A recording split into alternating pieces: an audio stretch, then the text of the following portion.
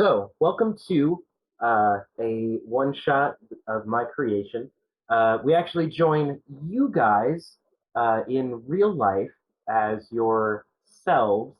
Um, Abby, I hope that I forgot to ask this. Did you get to stat yourself? All you need are the core stats: wisdom, dex, charisma, con, intelligence, whatever. You can just write them down real quick. You just need those core stats for what we're about to do. And it's whatever you feel like it would be. You be your own judge. Uh, However you feel like that's going to pan out. But all of you need to make it to a concert. You're all going to a show, meeting up there together to go have a good time and all of that. The real thing is you all have to figure out how you're going to get there. Each of you have to use a different mode of transportation. I'll let two of you take a car. You can drive together, but otherwise you got to find something else that you'll take. Some suggestions are bus, bike, skateboard, walk, scooter, Uber, Lyft, plane, train, horse. However you can really, spin it a way to get from your place to this show. It's entirely up to you. But tell us a little bit about your character, how you started yourself. We'll start with Kristen. Um, what I were took you doing? Your I took an online quiz. Okay. Okay. What were your core stats? In fact, I was like, actually, I took more than one because I'm I'm that person. My strength is 9, my dex is 11, my con is 11, my intelligence is 14, my wisdom is 17, my charisma is 15, Okay. Okay. Pretty modest. Feels and honest. my walking speed is 30. Feels honest. How would you like to go to this concert? In the next city over. If it's this time of year, in a car, because I hate to be cold and I will not go any other way. Okay, who are you taking with you? You take one friend who's going in the car with you. You can't put that on me. You decided to take a car though. You going by yourself? You just being greedy with the car? No, but you can't make me pick. Well, who doesn't have a ride? Who's your favorite child? Right, exactly. That's what he's making me do. So who has texted me that they don't have a ride? Okay. Okay. I was gonna say we'll move on Hannah? to the next person then. Sure. Okay, yeah. All right, Hannah raised her hand. Hannah says she doesn't have a ride. So Okay. Right. So I was like, I can actually fit several people, but you're saying only 2 can take a car. It is what it is. Only yes.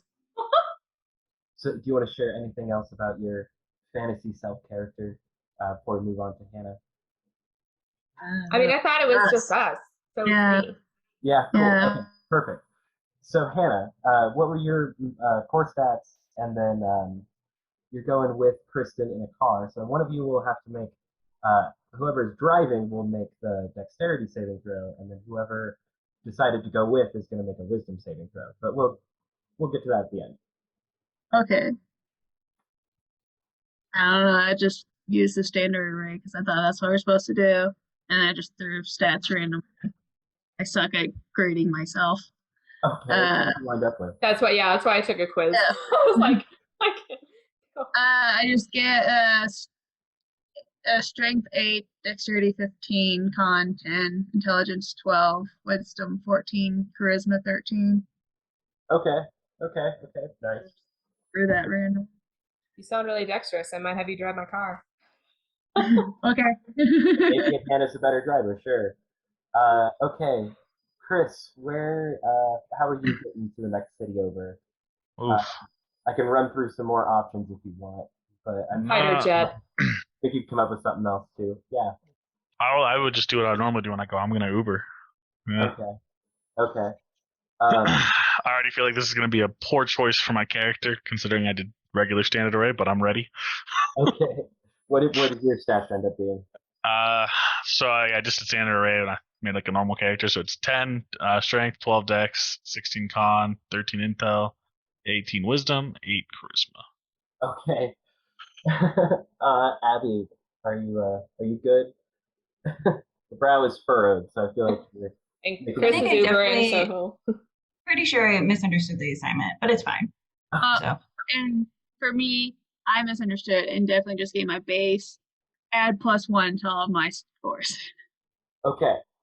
Sure. Yeah, totally. Because you're human. So yeah. I just added, yeah. my bad, man. My bad.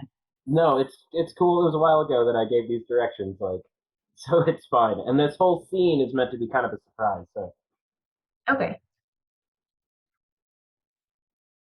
So what are your stats end up being? Oh, okay. And we're level 9, right? That I didn't miss here. No, yeah, you're good. Okay. That's right. 8 strength, 14 dex, 15 con, 17 intelligence, 12 wisdom, 12 charisma. Okay. And how would you like to get to the next city over to meet up with your friends for this concert? Next city, like how far next city? Like hours or just like, I don't know, 40 minutes? 60 to 80 miles is probably a better way to You're put going it. to Denver. Yeah, Going to Denver. depends on your Gotcha. mode Well, of I left transport. several hours early so I can just sit on a train. That Okay. sounds fun. Okay, you decided to take a train. Okay. So for whoever is driving between Hannah and Kristen, you will make a dexterity saving throw. Oh, sounds like I'm driving. Yeah, you got it, And, Hannah. and You then, drive your car. I don't trust you. and then Kristen, go ahead and make a wisdom saving throw. X, And then Chris, you'll make a charisma saving throw. 24. Abby will say a constitution saving throw. Cool. Okay, what did Kristen get? 17. Okay. So the drive is treacherous this time of year occasionally. And even if you plan ahead and you take all of the precautions, you can't always plan for anybody else. And you guys are making it most of the way, like 75% of the way. And Kristen, you spot this driver who's kind of going out of control up ahead. And Hannah makes the swerve just in time. Those were incredibly high. Let's roll. Let's do one more for you guys. Chris, what'd you get? I got a solid 4. Okay. So on your way up, you notice that the Uber driver takes an exit at a weird kind of place, like right where you'd exit to go to the what is it, like Lone Tree or something like that? No, Larkspur. Okay. Oh, Chris is getting kidnapped. Takes an exit off where Larkspur Yeah. is at, and you notice that it's surprisingly dark. The Uber driver parks the car and quickly turns around, holding a gun to you, telling you to give you everything that you've got. You're not going anywhere. You are really nervous, like can't believe that this is even happening. And like as you reach to go get your wallet out of your pocket, and the Uber driver gets nervous and shoots you in the face. Abby, what did you get? 13. Okay. It is a longer train ride than you expect. For some reason, the heat's not working. It's a little cold. Um, it, might have been something you ate earlier that day. It might have been something somebody put in your tea, but you begin to not feel so great as you're kind of making your way along the train. There's not very many other people on the train with you at this particular time of night. So you are alone as you start to get sleepy and decide to take a nap. Somebody will wake you when you get there, and everything just goes to dark. How'd you guys get on the second roll? I got 11. 25. Okay. So this time the luck was almost reversed a little bit. Kristen, you definitely spot this last turn before you make it to the straightaway into the city being more icy than expected. Hannah, thinking that she's looking at the right spot, slows down enough, but a little bit too much, and the cars behind you can't slow down and run you guys right off the road. As all of you perish one by one, you are transported like a lightning bolt into another form. It's not even quite a form yet. It's like you feel like jelly. Your bits and limbs are kind of like being extruded out and kind of shapen around you. The light is very, very blinding, and you can feel a kind of a gibbering voice giving you directions almost. And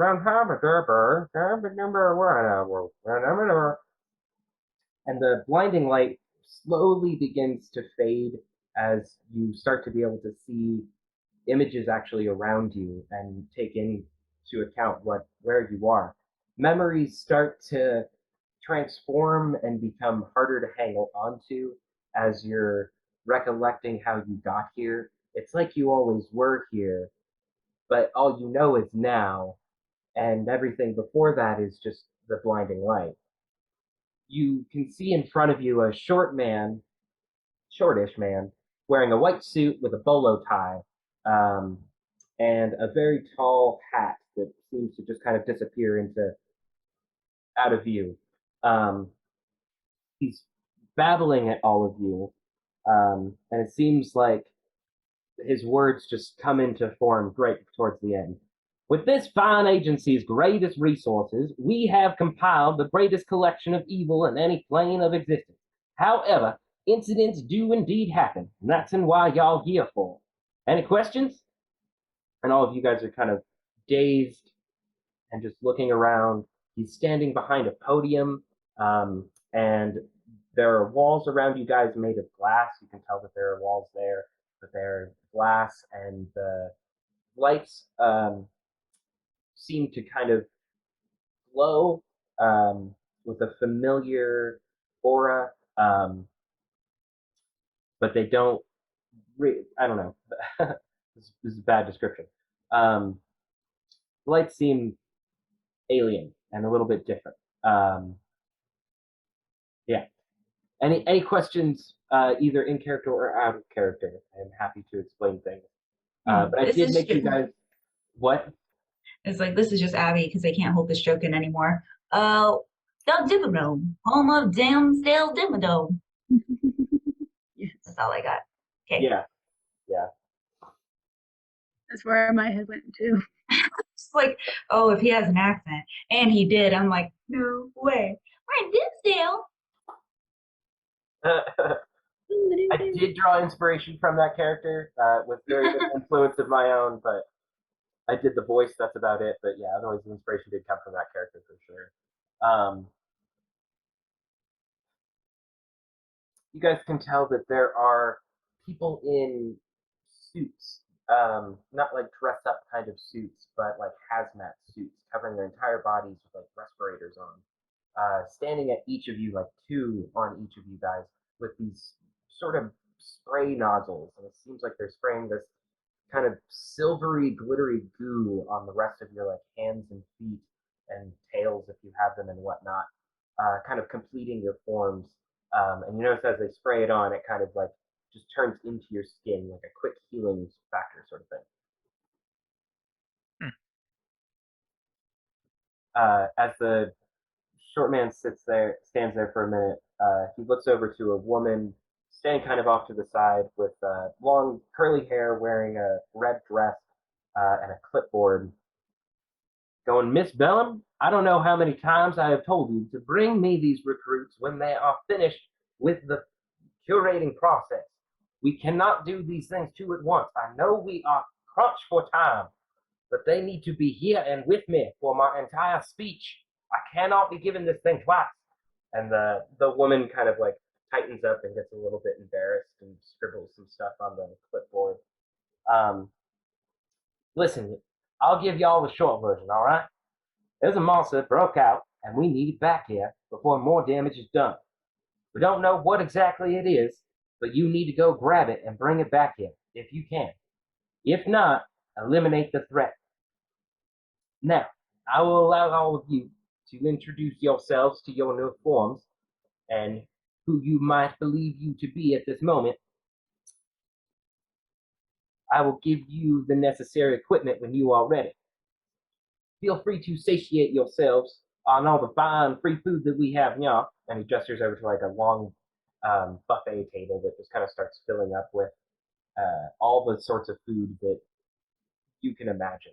It's kind of like as you look at it, the thing that you would most desire is right in view, but almost in your peripheral, there doesn't look to be food actually on the table.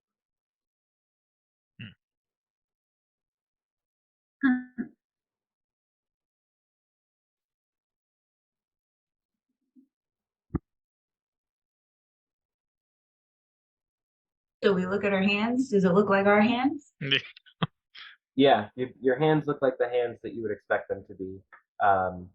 For the fantasy character that you guys have made.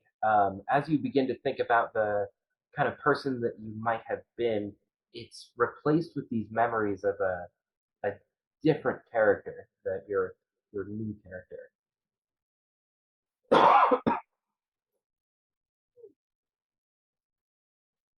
Who's going first? I'll just go first, I guess. Okay, so you see a younger tiefling, and it's very interesting. I've used this character before, and I remember mentioning it to you guys that it's actually accidentally a lot like Tibbles. Never intended. So anyway, so you see this. I don't know how tall she is actually. I think she is actually quite taller. We'll call her 5'9".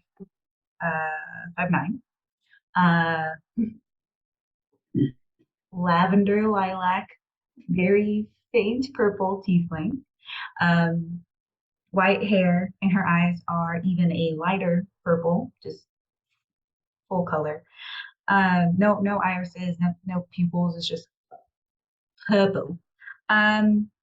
She has black, almost like opera long sleeve gloves, fingerless gloves. She wears a like an open vest, and on the back it's just patchworked solar systems and stars and all things. Very much handmade, not too raggedy, but you know it's been well worn and well loved. She has, I mean, mostly she is in like grays and blacks, except for the patchwork done. That's just very, very much colorful. She has a messenger bag full of books. Those are well worn, and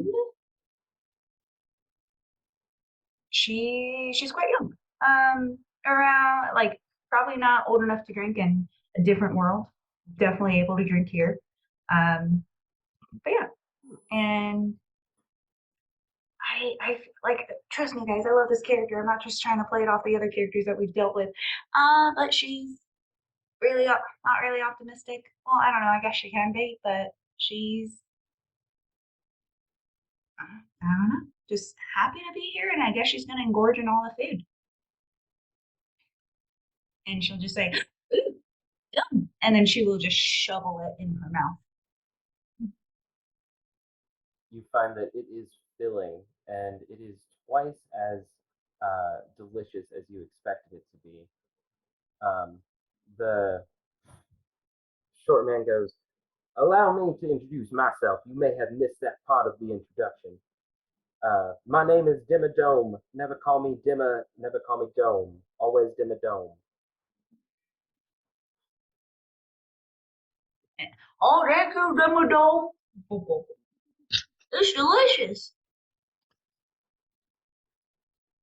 Now, I went over many things before y'all were conscious, and he glares over at his assistant for a minute. But I'm here to answer any questions that you may have.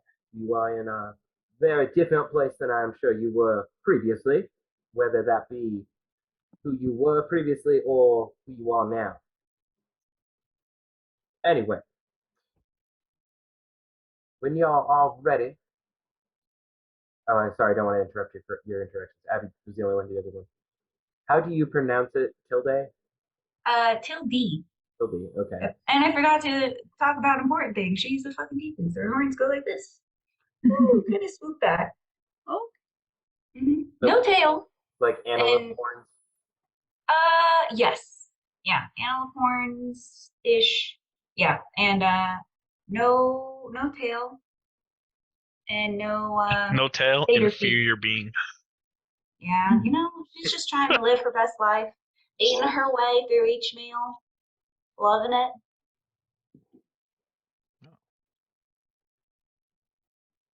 How about pork chop next? I love Sure. character names. Pork chop. Awesome. Pork chop will go next. You see probably next or close to Tildy where she's grabbing all the food. You just start seeing random food just coming off the table sneakily. Like you don't see anything actually grabbing it except for small, quick red hand or clawed hand, and then it's just gone with the food. If you to look underneath the table, you would find a completely black cloaked covered tiny little cobalt just stuffing their face and just I don't really know what's going on here, but I love the food. Thank you. Nice. This is weird. I don't know. I don't know how to feel, but thanks for the food. I'm really impressed with that voice. I love that. This is about as weird as it gets. It's good. Um. So yeah, you see, just a little red lizard, about 3 feet tall. We'll say the, um, just covered in black cloak, normal roguish attire, I guess. On their side, you see random a satchel kind of with just overflowing with random tools and gadgets. Um, you'll see a little hand pipe on the other side that they seem to kind of fidget with, kind of play music notes. It's very well worn, well used.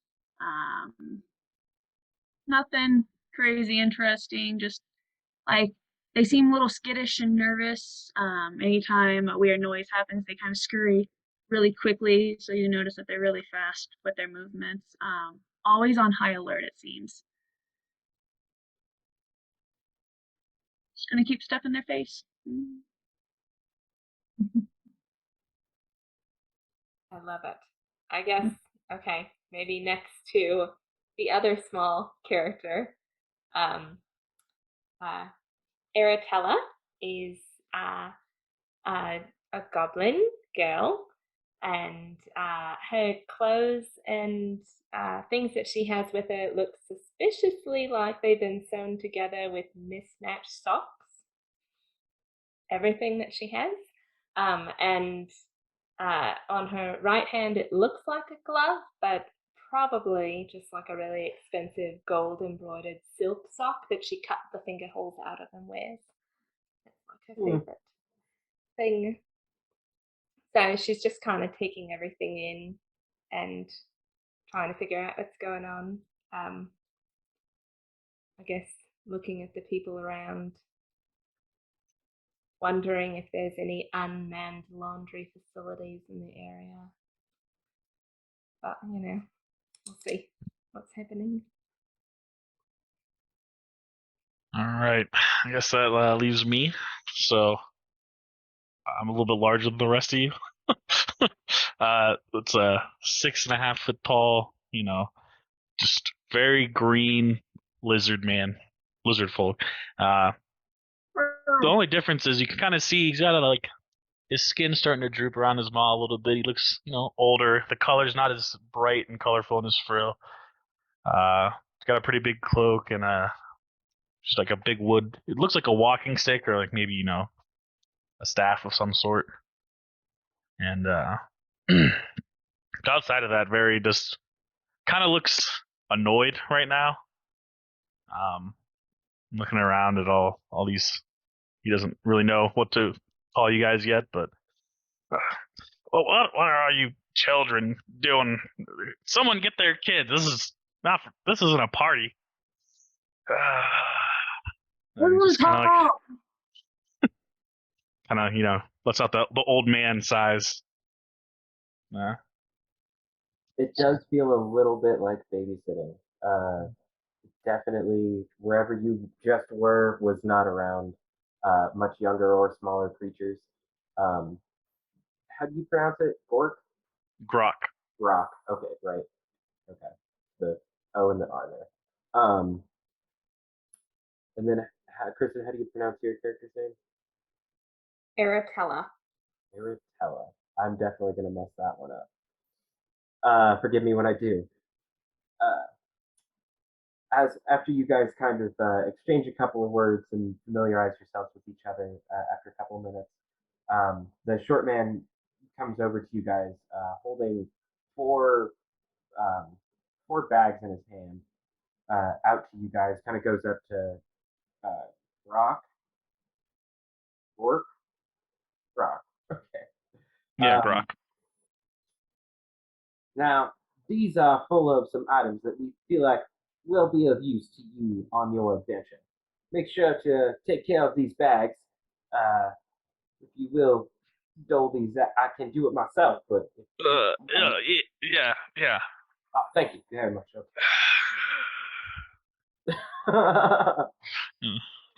Looks inside. What do we got? So they are each a bag of holding, and inside there is quite a list. Um, I'll let you guys write it down if you'd like. Each one of those bags contains a sword of life stealing, a shield of answering, one scroll of protection, a staff of resurrection, an immovable rod, a brooch of shielding, a rope of entanglement, a bracelet of fireball, a necklace of prayer beads, and a luck stone each. I can just send a picture to the chat if that's easier. Oh, please, because I was writing quickly and there is no way. I kind of went quickly on purpose because I'm like, I'm just going to send a picture anyway. That would be great.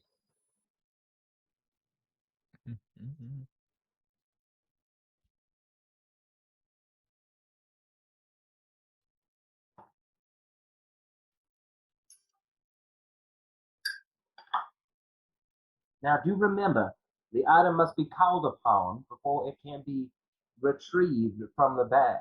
Otherwise, you'll be sticking your hand in a whole bunch of nothing.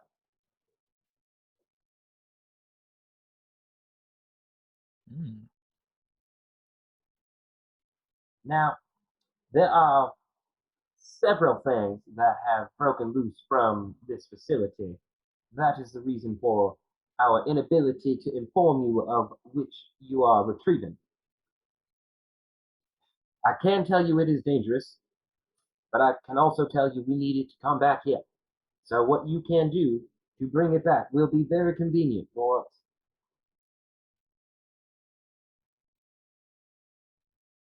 I think like some of those items, the luck stone, maybe like the staff or something, need to be attuned to, but that's waived. Is it a great sword, long sword, rapier, scimitar, or short sword? They appear as the weapon that would be most convenient for you. Okay.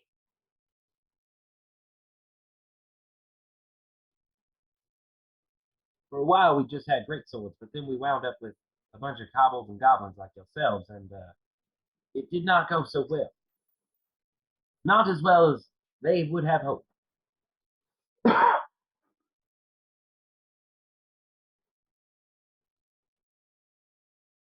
I'll pass out the bags while we're getting the list of items. They also contain 2 potions of healing. I find those to be increase the chances of these kinds of outings.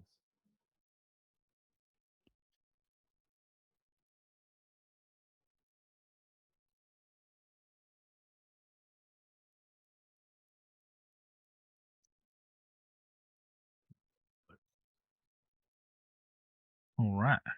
Why am I getting so out of focus? I'll take one of them bags. Are you old enough to adventure? Yeah. I don't. You're gonna need my help. Me too. I can't get my camera to focus, but it's kind of just grumpily hands them out, very reluctantly. Thank you. Brooch of shielding. Shiny stuff.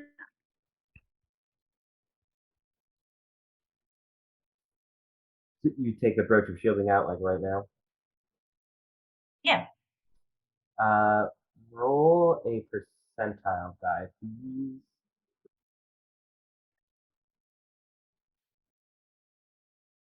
36. You got a 36? Mm-hmm. Okay. Carry on. Uh-oh.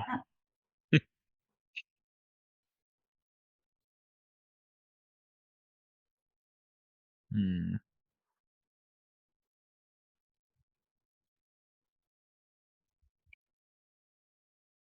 All right, now, so when do we head out? As soon as you are ready. One final detail.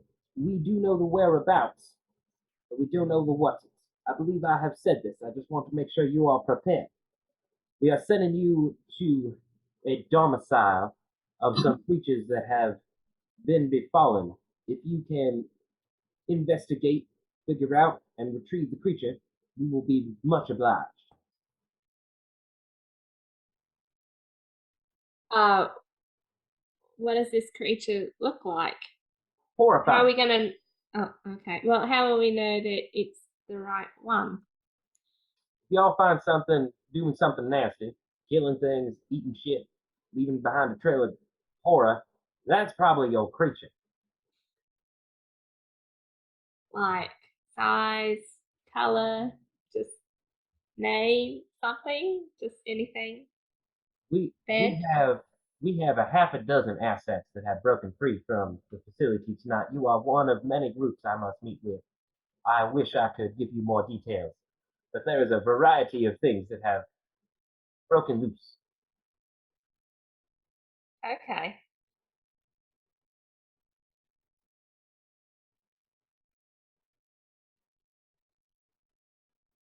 How long do we have to get it? I hope I do not get an answer to that question. I will be entirely honest with you. As it stands, we have as long as it takes. Good to know. Now, if y'all are ready, I will send you on your way. And he lifts his fingers and snaps with like a flash of thunder.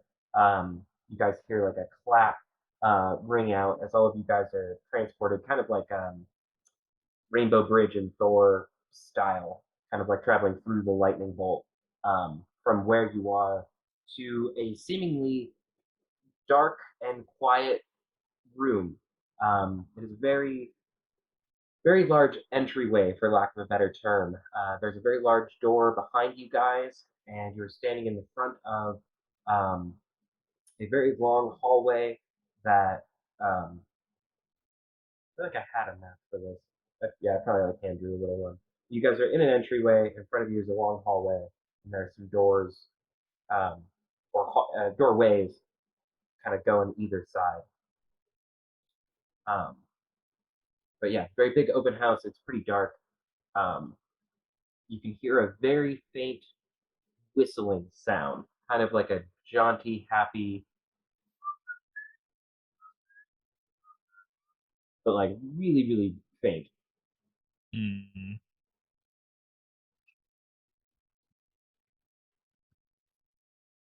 Creepy. What'd you say? That's creepy. This is gonna be a hard voice Ooh. on computer. Like, it's a baby? That's creepy. Okay. Okay. I'm sorry. Did you say that we like if we wanted to attune to any of these, do we need to take time for that? No, it No, was waived this time. it's Huh? it's It's waived. yeah, but it's also just a one use. Like the weapons? No, like Okay. like the magicalness of it is like a one use, like the rod of resurrection kind of thing, like a one time deal. Hmm. So like the luck stone, we only use it once, or we? I think the luck stone would be just a that one. Yeah, you find you could attune to. Okay. and then just have. Do you take it out of the bag to attune to it? Yes. Okay. So you stick your hand in the bag and you say Luckstone. Go ahead and roll a percentile die.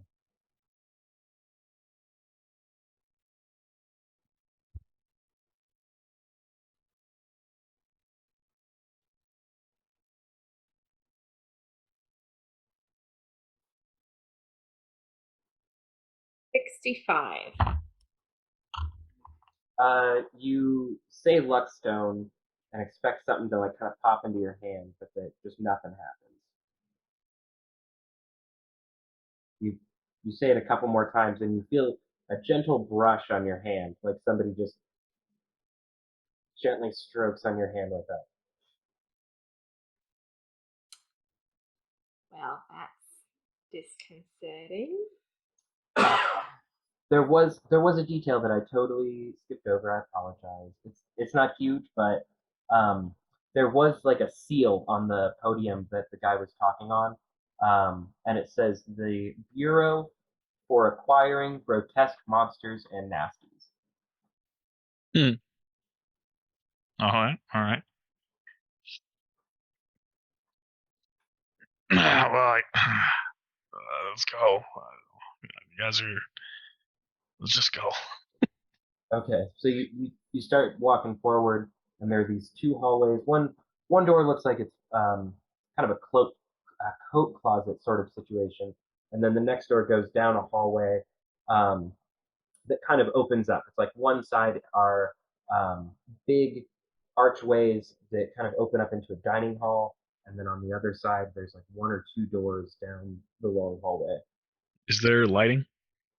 Not very much. It is very dimly lit in here. I'm gonna use produce flame. Okay. It's a cantrip, just so we have some light. Okay. So you create some fire, like maybe on the end of your staff or something to kind of hold it out. You Yeah. can tell that strewn around are kind of piles of something on the ground. Um, you can see like maybe three of them, two down the hallway, and then one seems to be in this like dining hall area. What is it? Do you go over to one? No, but I'm trying. Okay. What are they Just, moving? What is it? I'm old. I'll start like bending down to look at it. So just by looking, if you walk over to one, you're maybe like 15 feet away from the entryway. Um, and to your right is this big open dining hall with a fire burning very, very dimly at the hearth, and seems like a big painting, like tapestry above the fire. But you bend over to look at this pile of something, and it seems like there's clothes there on some sort of body. It's for lack of a better term, got a really big head and like a squid-like body coming off of it. The head has these little tendrils coming off of it with what look like eyeballs on the end of it. And it's just kind of laying face down, clothed in a pile of its own goo. Um, yeah, that's all you can see just from kind of like from bending over looking at it.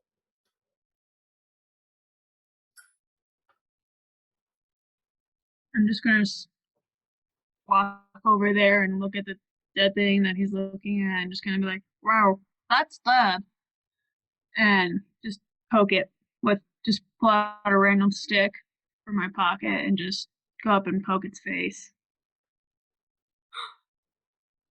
I'm staying back and trying to get the Luckstone out again since I can't use any of the weapons or a shield. I'm Oh. As far away as possible from it, poking at the very end of the stick, just like. I like to do two things. One, cast mage armor on myself, Okay. and then I would like to cast mage hand and help Pork Chop poke the thing. Okay. You guys kind of mess around with it a little bit and go to turn this thing over. And you can see that there is one big eye on this huge, grotesque round face and a gnarly mouth full of sharp teeth, but a slender neck that goes down to kind of like it looks like just tentacles, kind of like for arms and legs, but a very, very slender, skinny body. It does appear to wiggle a little bit, kind of react to you guys turning it over. Like you turn it over, and there's a little bit more slush than you expect there to be. Oh. Ew. Oh, that was gross. Yeah, that is gross. What do you think it is? You got something to say, Grok? No, man. No, it's gross. That's it. What do you think killed it? Can I like investigate where does it look like? What was the cause of death? So you can see that there's like a hole in what would be the chest of this thing, and it's like just torn out a chunk from like the center of the torso. Does it look like it was the heart that was pulled out?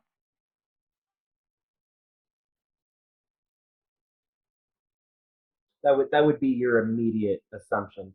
Go ahead and make a medicine check just for shits. Yeah. 8. You think that something popped out of the chest. You saw a really scary play one time, and you think that something like came out of it and just like tore.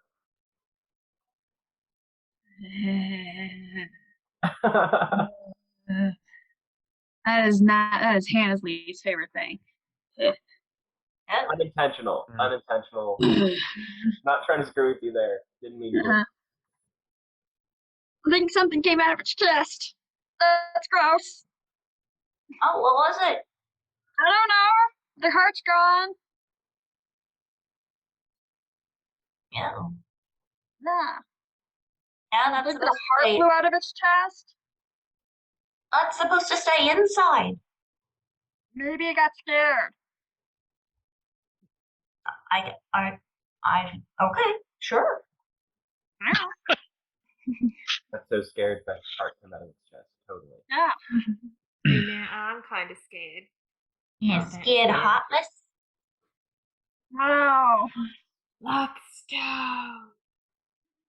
Lockstone. Oh, can I also try for Lockstone? Yes. So you said, Okay. go ahead and roll a percentile then. I too am gonna try for a lookstone. Do I get to try again? It ain't there. Oh. I got an 84. It ain't there. Mm. I got a 92. It ain't there. Oh, this thing's broken. Stop playing in your bags. We gotta keep looking. All right, fine. I would like to investigate fireballs. or tracks. I'll help her look for tracks or like anything that would indicate something either came through or attacked them. Mm. Okay, yeah, go ahead and do an investigation check. Oh, trash. I look for shiny things in the room. I got an 11.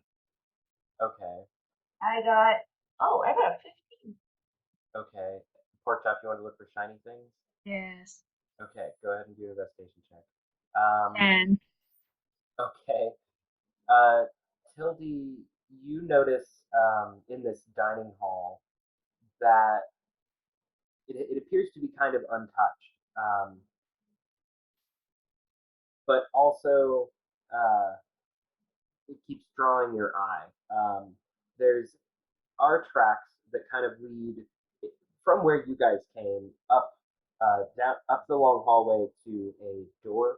Um, a very curious make. It seems to be kind of wound together with these different like sprockets and springs, but there's a very obvious hole in the middle that seems would unlock it. The shape is not what you normally expect for a key. It's kind of groovy in these different directions and got kind of bobbles to it. As you guys do look around this house, part of maybe why you didn't roll well is that things don't seem to be what you normally expect them. They seem to be very aberrant and kind of alien in nature. The only thing that, yeah, I'm just, yeah, I'm gonna leave it at that. Like the designs of windows are a little bit misshapen, or like doors are triangles instead of like a rectangle. Like things are just kind of made a little bit differently in this home. Hmm. And is there anything Um, like out of place in the dining hall or that looks weird? Because you said it looks normal, but if like I'm purposely, like I'm looking for anything out of place or something that's yeah. like drawing my attention.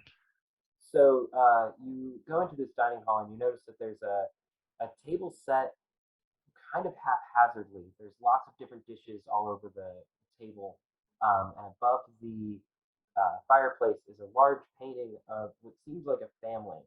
It's like there's six of them, two larger figures, and then four kind of smaller figures, all with these large heads and these tendrils with eyes on the end of them coming off the top, several of them on each head, single eye and large mouths, connected to very skinny necks and even more slender bodies, not more slender than their necks, but very slender bodies that kind of just trail off, all dressed up fancily in kind of strange garb, not necessarily suit and tie, but definitely fancy attire.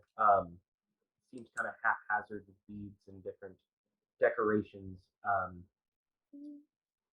Also at this table are three dolls, kind of set at different places. And as you walk into the room, they do begin to speak. Oh.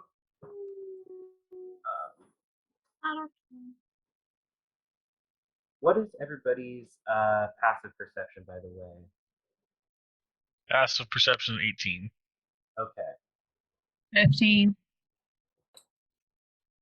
9! Because I'm focused on my bag of holding. It is not there, and No, I'm trying for the bracelet of fireballs. I gave up on the other one. Okay. I'm a hoarder, and you gave me a bag full of stuff. I need something. Yeah. Go ahead and roll a percentile die. Okay. So there are three dolls that begin to speak. The first one exclaims, "We are missing what we need." The second one says, "You could use a perpetual top or treetop pole." And the third doll says, "We need to repopulate BT." Now repeat those in our normal voice. Okay. You can use a perpetual top or a treetop pulp. And the last one said, "We need to repopulate PT."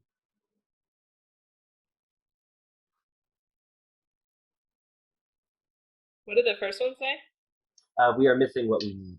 That's right. You can tell that there are a couple of cupboards with very brightly colored dishes and silverware and things like that. There are three of these cupboards on one side of the wall, and then on the opposite side there are three more. And you can tell at the table there are lots of different dishes set out, but it's a little haphazardly, kind of like the tea party that Alice kind of Alice in dropped Wonderland. in. Yep. Yeah. Totally what I said in my head. By the way, I rolled a 14. You do indeed find the bracelet of fireball. Go ahead and roll a d4 to see how many are on there. Sweet.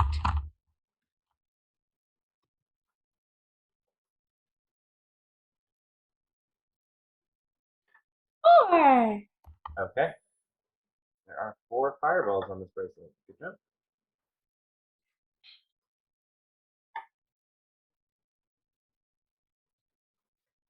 So creepy dolls and colorful cupboards. Colorful dishes inside the cupboards. Okay. There are mostly primary colors set out on the table, blues and yellows. It's kind of like glass Tupperware kind of situation. Um, but there's blues, yellows, and reds mostly on the table. And you can tell that there are cabinets yellow, blue, red, purple, green, orange.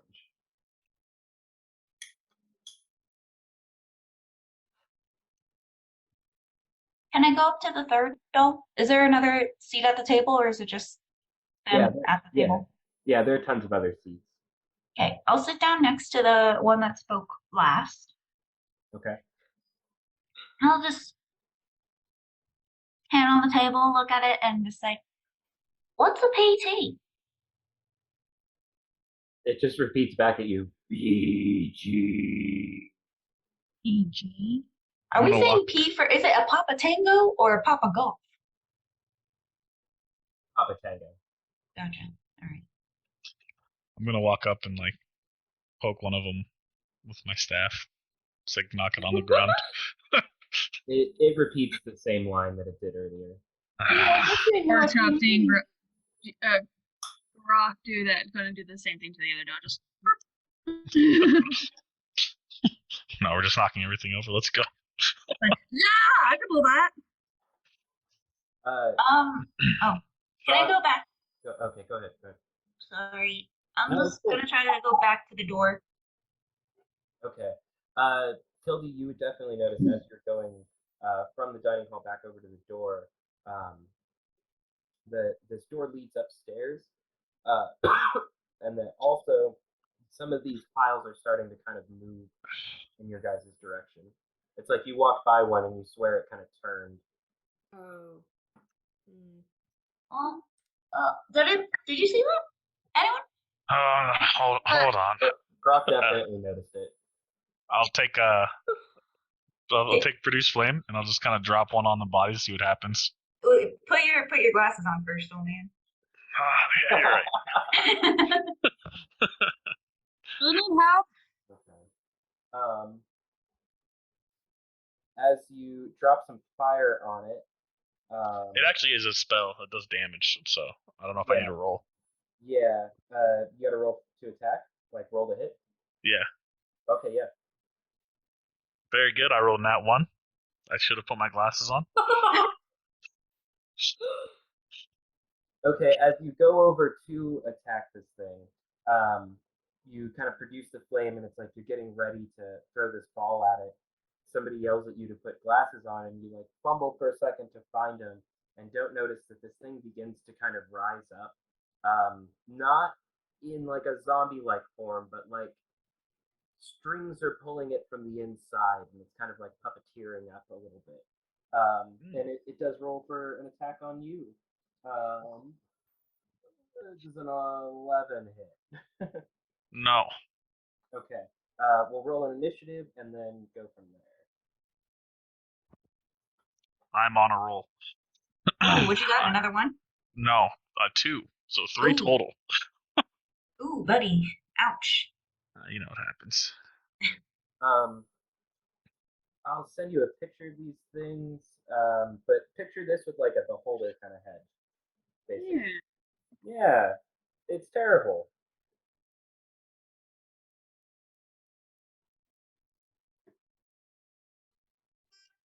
Oh. Uh, No. No. Yeah, basically, yeah, that. it's ugly. These things are pretty atrocious. Like they don't look good. They look alien as fuck. Okay. Well, shoot. So who got 20 or both? Ooh, great guys. Okay, 20 to 10. 15. 18. 15. 14. Pork chop, would you get? 15. And then in there, I'm sorry, Kristen, you had a really creative name there. I can't. Aratella. Iratella. Aratella. Okay. What'd you get again? 18. Okay.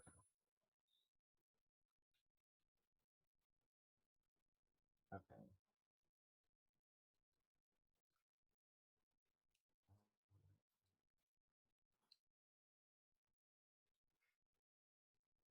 Okay, well, Iritella is going to be first.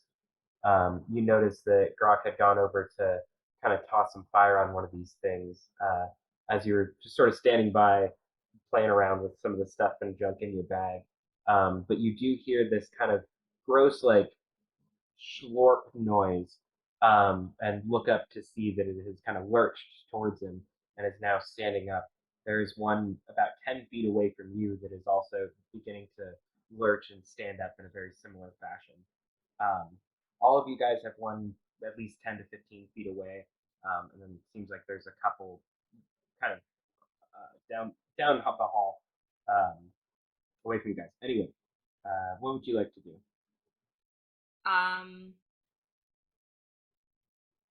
I'll go ahead and the one that is closest to me, I will shoot to Eldritch Blast at it.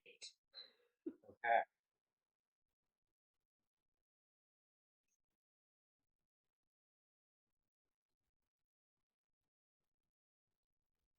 First one's a natural one for a 9. We Does are 9 on fire tonight, guys. Does 9 hit? No. Okay, well, you know. Have you- Okay. We're all gonna die. Have you guys seen that? Well, Oh, sorry. Here, you go no. ahead. Mine doesn't Second. make it. There's this video of this Australian that's just like, guys, you'll never understand what it's like to be Australian and say the word no. Nar, I'm eating a No. mouse now. It's so fucking funny. And that's what I think of every time I say no now. So, nar. No.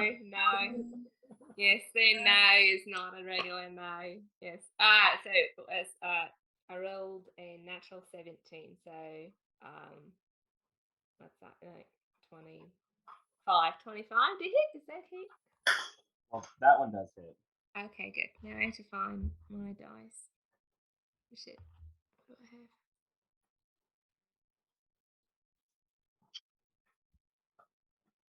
10.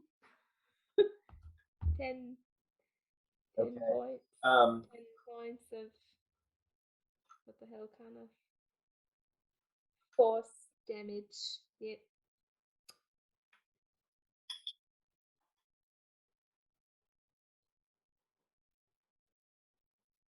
Boom. And I'll back up away from all of them, I guess, if I can. yeah. You definitely go like towards the door or the way that you guys had come, where you hadn't seen any. As you do hit this thing, you hear the whistling coming from upstairs, and it's like there are very open hallways. The ceilings in this place are like 15, 20 feet high, and you can tell that there are hallways kind of on the upstairs that connect like one part to the other. But you hit this thing and you can hear the whistling kind of change tone. It goes from kind of like a melodic, like humming to yourself, to more of like a breathing, like in and out. Whistling doesn't go well over video stuff, so I'm not going to try and attempt it, but it kind of changes tone a little bit, a little more directed and focused. I guess if I can't like leave all the way, if wherever we are in this space, if there's something I can maybe hide behind or under. Do you want to take some cover? Yeah, you could definitely like go around the corner a little bit. Yes, then into the entryway that you guys started. I will bonus action hide. Okay, you can do that. Totally. Go and do I can.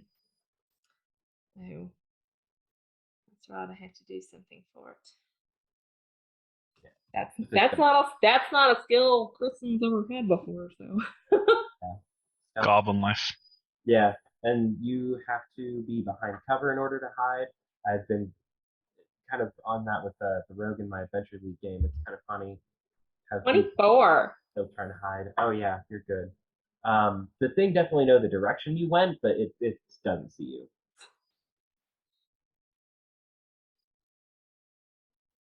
Okay. Let's see here.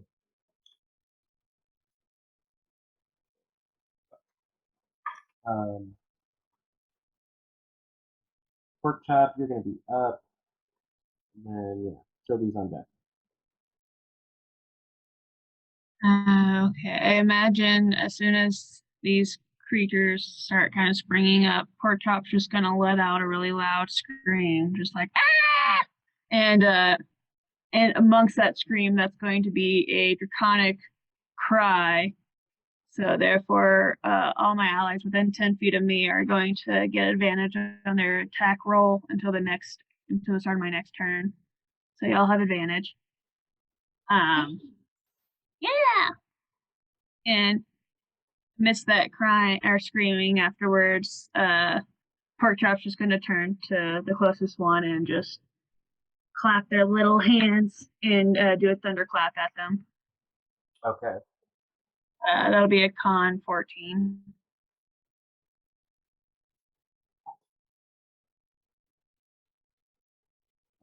17. Okay.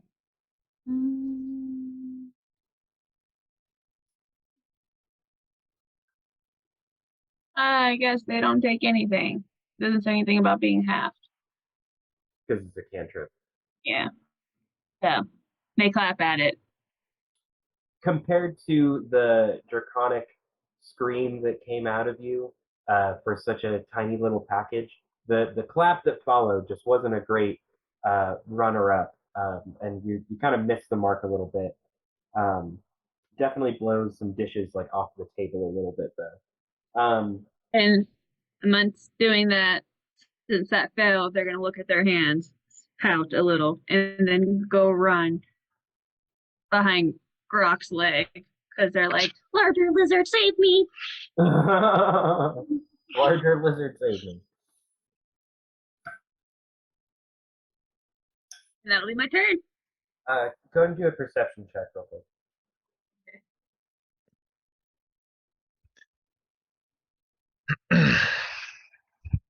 That's gonna be a 8. Okay.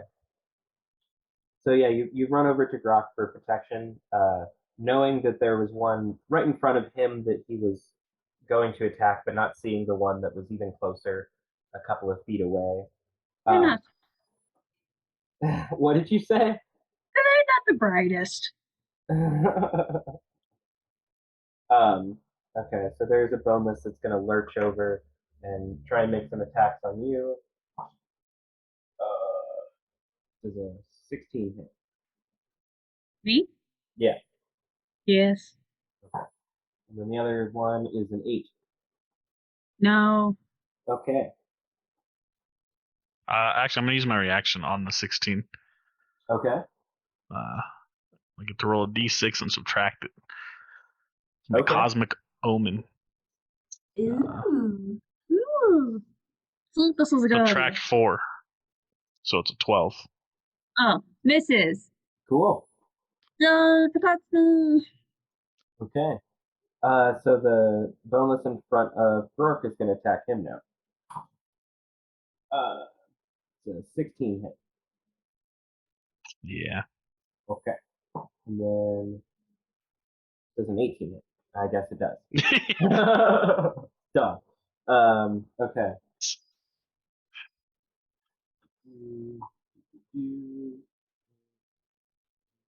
For 12 points of bludgeoning damage. Total? Yeah.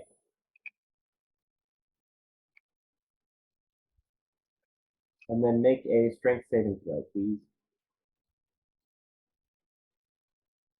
Ooh. 14. Ooh, you just made it. Okay. This thing definitely like tries to cling to you as it hits you. It like slams onto you with all of its might, and then it kind of like wraps around a little bit, but it can tell it's not a good angle, so it reels back as you kind of also push it off. Tildy, you'll be up next. Okie dokie. How far is the closest one to me? You've got one about 10 feet away. 10 feet. Okay. And I will. it's a little bit closer to you because I think you were over by the door down the hallway. So yeah, you've got one a little closer to you than there is to Gork and Porkchop. Okay. Where's the second closest? How much further is it from that one? Go and do a perception check.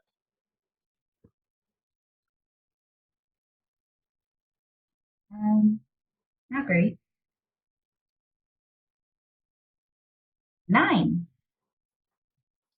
There's definitely one in between you and Pork Chop and Gork. For some reason, actually, Gork and Pork Chop sounds like a cartoon I'd watch. There's definitely one in between you guys, and you maybe think you saw one of them in the dining hall, which is kind of closer to them, but you're not 100% sure. Okay. I'll just hit the guy in front of me. I'll just give it a good old fire bolt. And advantage. That's a nat 20, guys. Wow. First one was a 15. I was like, I am mad. Wow. Advantage. Let's go. Let's go. Thank you. Thanks, Hannah. 8 and 2. Lame. 20. Nice. Yeah, pretty good damage. Neato. And that is my turn.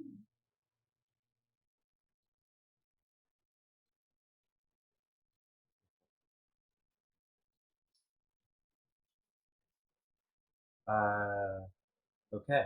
The one that you just attacked is going to come up to you and try and do the same thing. It kind of sloshes across the floor a little bit, like it stood up and then moved forward before just like inchworming, not like slowly, but doing the kind of across the floor. 14. Misses. Okay. 18.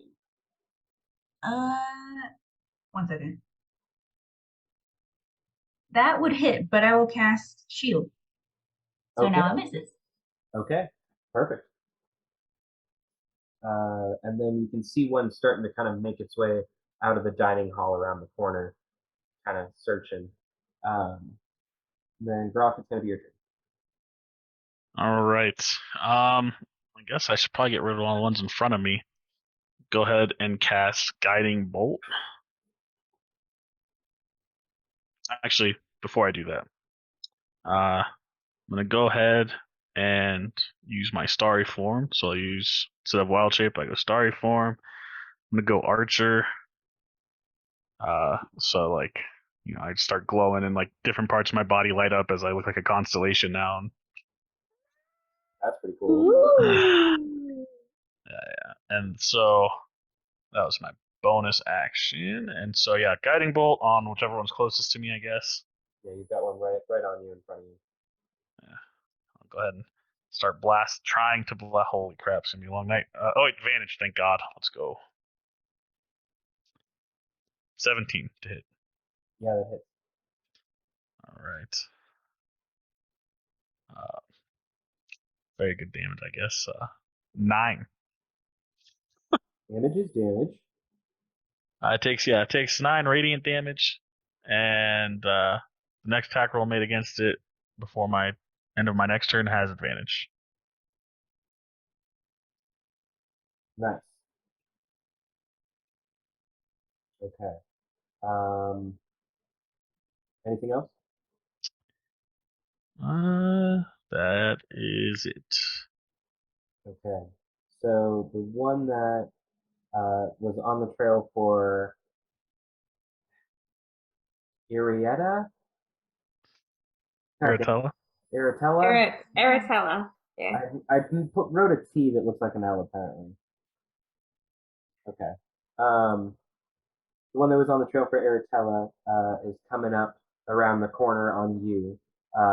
And it's definitely like on the hunt. It has some senses about it. Yeah, it doesn't seem like it can find you at this moment. And then there's another one that's coming out from the dining hall towards Pork Chop and Grok. Pork Chop, you can see it coming closer to you, inchworming like kind of under the table towards you guys.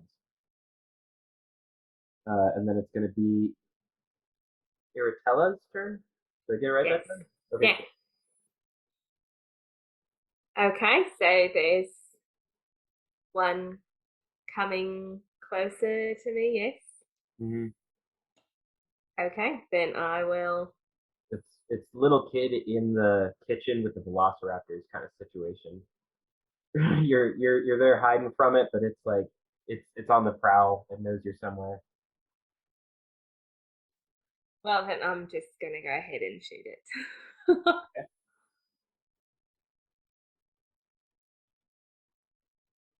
Eldritch blast.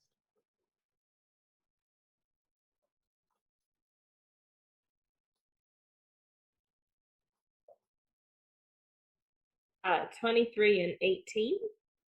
They both hit.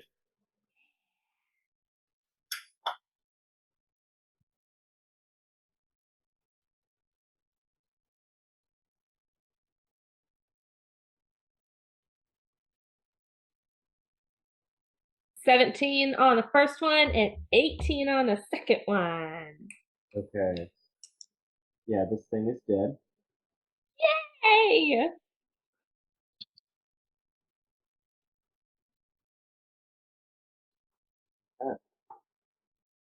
Anything else you want to do? Can I see any? Am I in a place where I can see any others? Can I see everyone else engaged with You, baddies? you look down the hall, and yeah, you'd definitely be able to see Grok and Pork Chop kind of standing there with a couple on him. I Grok guess. looks awesome, though. It doesn't seem like he's in trouble. He's looking shiny and bright. Okay. Ooh. Good. So marvel in his sparkliness and just kind of be where I can see, if they need help for the Okay. next Um, round. Can you make a perception check? Ooh, that is not this character's strong suit. 14. Okay. You feel like something tugs on your bag of holding ever so briefly. It's like I will hold okay. it tightly. That's like the fantasy description of it. It's like a cell phone went off in there. It's like it buzzed. You like felt something kind of like, huh. It's like when you feel like your phone buzzes in your pocket, but it's in your hand, kind of thing. Like it's that weird sort of The mental. phantom ring. Yeah, that's a better way to put it. Yeah. Phantom limb. Yeah, that kind of. I'm having a past life deja vu of a Lathree having a dragon scale that vibrated in her bag of holding. Great. Great. Yeah, that's a great thing. Yeah. Okay. Feeling real good about that. Pork Chop, you're up next. You've got one like right on you, about to get you, and then you've got one about 10 feet away, kind of crawling towards you. As you're standing back to calf. And we're back. I think I'm more like looking up at Grok right now, just like shiny, because right now they're glowing. And then the one that has advantage. There's one that has advantage right now. You have. Yeah, I got in, bolted it. So it's like right in front of us. That's the one The that's one right- in front of him. Yeah, you've got one that's got it kind of gearing towards you specifically. So it's like you guys are standing here, and then there's one here that Grok's on, one here coming towards you, and then one here in the dining hall also coming towards you. But the one here is a lot closer. It's like within 3-4 feet. That sort of range. Okay.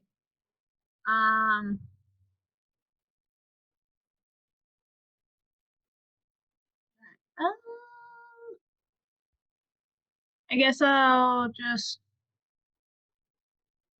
stay right next to Grok's calf and just go for the one that's right next to me. I'll just do another thunderclap at it. Okay. Another con. Oh yeah.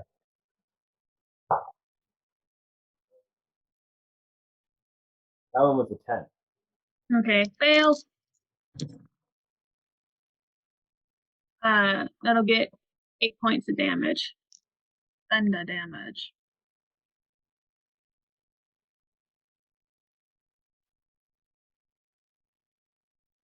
Okay. Okay. And then I'll quickly look around. Is there any spots nearby where I can like duck and dive and hide at?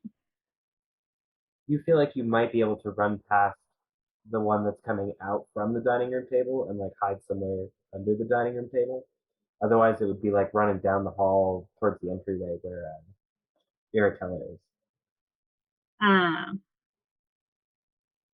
then I'll try to run towards the dining room table to try to find a spot to hide. Okay. The boneless that you run past tries to lurch at you. I rolled a 3, so it definitely doesn't hit. I'm Um, just gonna scream a little and hide. okay. Can you do like a actual bonus action hide kind of thing, or Uh, I'm a rogue. I'm not. I don't. Yes. How does this work? Yes. Cunning action. Cunning action. so go ahead and do a stealth check. Okay. There it is. Oh, that's a 28. Yeah, nobody's really sure where she went. Just gone. Yeah, basically. Okay. Um, it does seem like this thing is kind of turning a little bit to kind of snuff you out. Both of them, the one that you had just hit and then the one that you ran past, are turning, kind of looking for you. You can see them poking their head under the dining room table and starting to kind of like search around. Um, so you've got 2 on you now. Or I'm sorry, it's not one of them. It's not its turn. The one that you just hit does turn and start to move towards you. The one in front of Brock still has a little bit left in it. A little bit of gas in the tank. Dirty 20 for the first hit, and then 8 for the second hit. Go ahead and do a strength saving throw, please. 3. I have a Oh. +0. Oh. Okay, you take 8 damage from the bludgeoning, and then you take, for failing the saving throw, you take an additional 6, and you are grappled at the moment.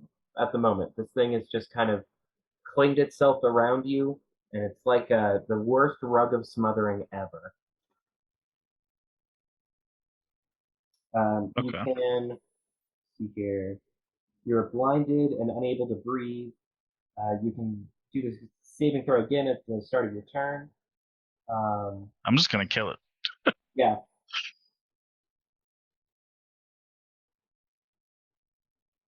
I'm just restrained if it's a grapple. Yeah. Okay, and then Tildy, it's going to be your turn.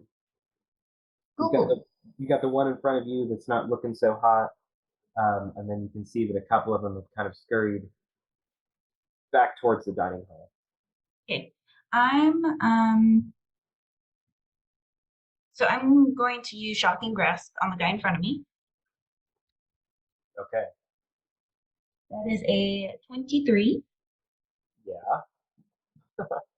And spells. Now it's 2d8. 7. 4. So 11 points of lightning damage. Do you want to describe how you kill this thing? As it tries to swing at me and I throw shield, I'll just like boop it on the nose and scream. It's like that. Shocking grasp.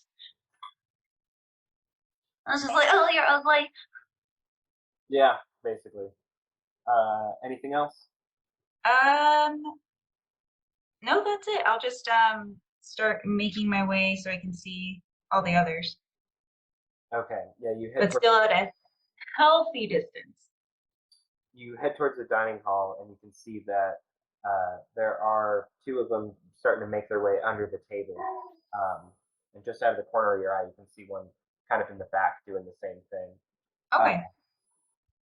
Yeah. Cool. So, Pork Chop, you've got one of these dead, gross piles of meat moving through the table towards you. It's like you hit on one of the far sides away from the two, and then there was one on that side of the table that started moving from behind you. I rolled a 28. Got lucky. Yeah, I was gonna say she hid. I didn't hide my last turn, so Not fair. she brought him in. The first one is a 15. The That hits. second one's 27. That hits. Go ahead and do a strength saving throw. No.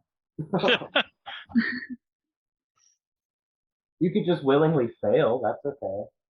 I mean, I'm going to fail. I rolled an 8 Oh no. Okay. plus 0. It's not that bad. Initially, you take. Oh yeah, it was a strength saving throw. Yeah, the DC's 13. So you take 6 points of initial bludgeoning damage. Oh, and then you take 9 points more bludgeoning damage from its grapple on you. And you are. Ryan, can you dodge that?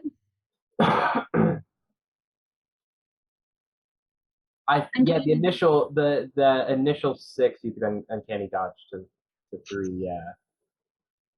And then another 9. Well, yeah, and then you take 9 from the grapple. Do you guys remember that demonstration in science class maybe where somebody would get in a trash bag and then you suck all the air out? And you guys don't know what I'm talking about? Have you seen that on? That sounds like murder 101. That sounds like abuse. You leave their head out. You leave the head out, but you just you didn't specify Did not that. specify. That was not specified. You remember? You put a wait, body in a Andrew, bag and you suck out all the air.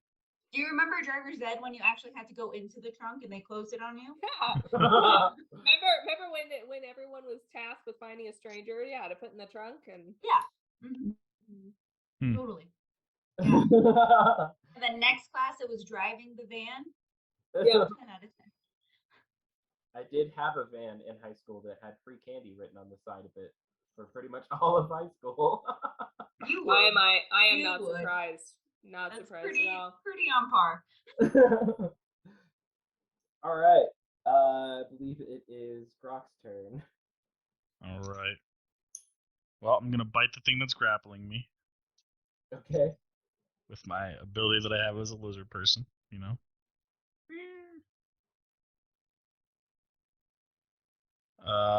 11.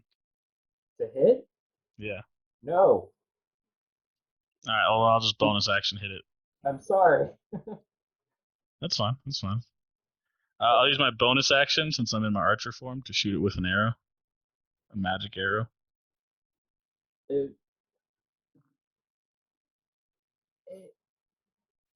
I'm allowed to attack him while I'm grappled. Yeah, It's a magic. Yeah, and I'm like, the magic is the only thing making me think that it might work. Because it's like, just picturing that is so awful. Where did it go? There it is. 16. Okay, that one will hit. 10 damage. Good stuff. Definitely blows a hole through it. I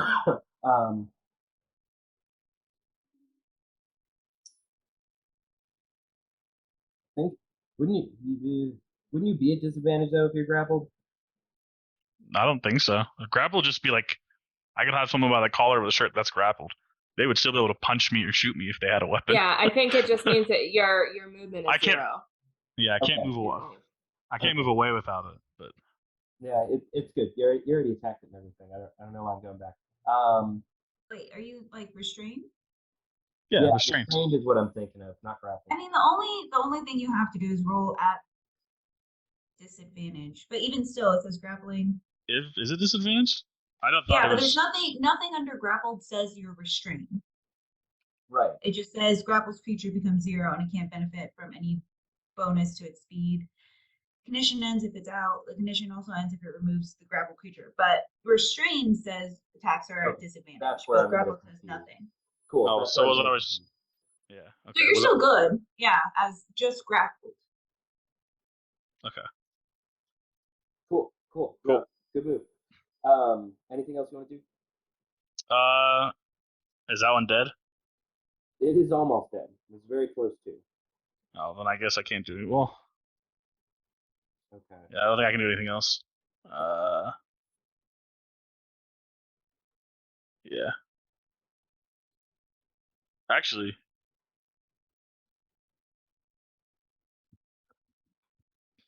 I'll move like 10 feet back from or away from the other one, so it's the other ones have to get closer to me. Okay. Yeah, you kind of shimmy over. Yeah, because I can still move with it. It just Step by beats step. halved. Yep. Yeah. Yep. So cool. Easy enough.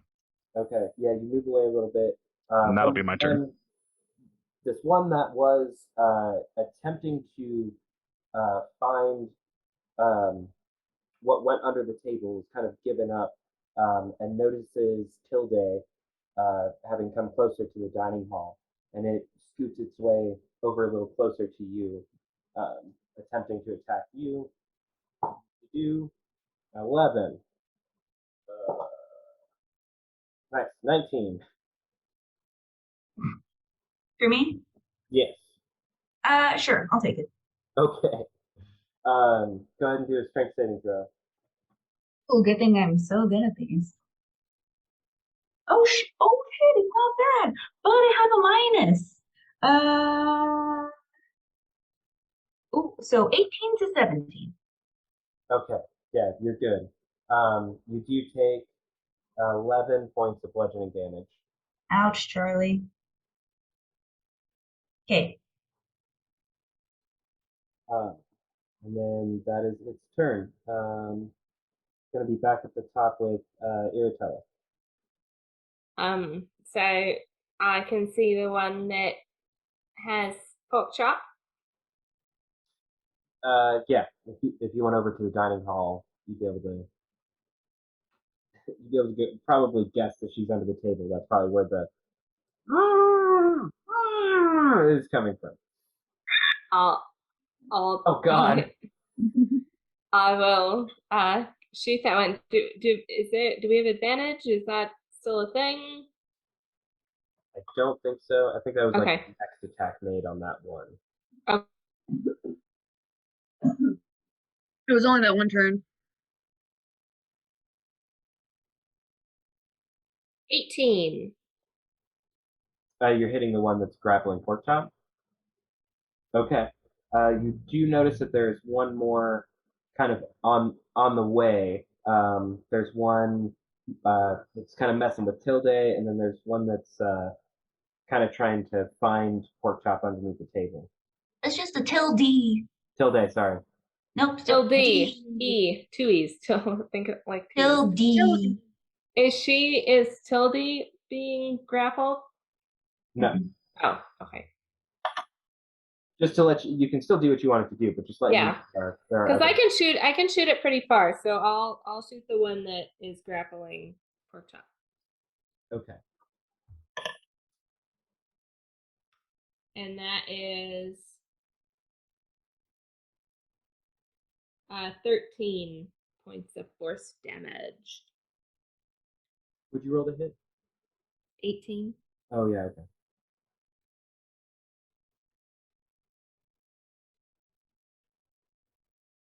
Okay.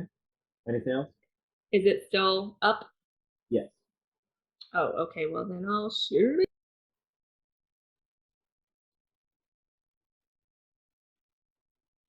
Yeah, 26. 26 points of damage? 26 to hit. They hit. Okay. 11 points of damage. Okay. It is barely hanging on.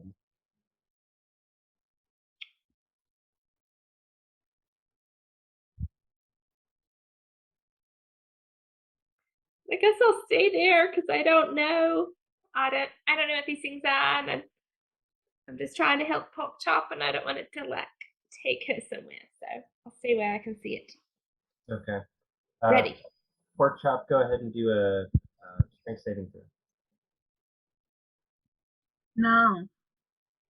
No, 7. no, no. Nar. Nar. Oh, nar. Oh, Nar. nar.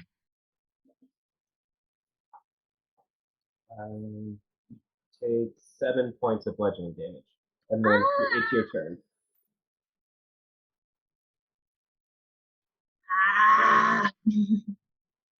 I'm just going to thrash around since I'm stuck in this stupid poopy thing in there. And I'm gonna use vicious mockery and I'm just gonna start cussing it out. Like, you ugly piece of shit, I just hate you! Come on, let me face! Nice. Wisdom save. Yeah. 14. 7. Whoa. 3d4, nothing crazy. Oh, double 4s, 8 points of damage. I hope it feels insulted. You really hurt its feelings. It kind of withers off of you. It's like it shrinks off, and you almost hear like a deflated kind of oh sort of noise as it just shrinks off like a weird skin balloon. Yeah, you deserve this.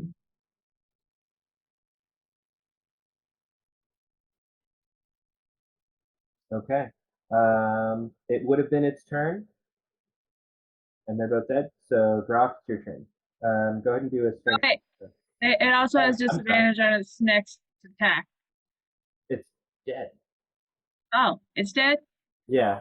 I should have asked if you wanted to describe how it died, but I had an idea because your vicious mockery was so good. But Okay. You said a strength saving throw, or do I have to, or is this like a? you, I don't want to use my action for it. That's the thing. If it's just because it's grappling. it's what happens at the start of your turn. Okay, I'm just making sure. 4. Very good. Okay. Could be a lot worse, I guess. Yeah. You take 5 points of bludgeoning damage. Nice. All right. And then you are still grappled, but it is your turn. Wait. Where's my turn? I don't Yeah. know. I fucked up. I'm sorry. I got you and pork chop mixed up for some reason. I was looking at the wrong. Wait a minute. I haven't done anything yet, so she can go. Yeah. Take that damage back. You're good. I'll give you another chance to roll and save. Cool. Yeah. Okay. So this makes more sense. Let's see here, because it would be the bonus turn. She killed the. That's why, because she killed the boneless that was grappling her, which goes after you, and I got weird in initiative. Yeah, I'm sorry. No. Okay. DMing's hard. Pork chop's turn, and then she went, and then the boneless that's on Brock.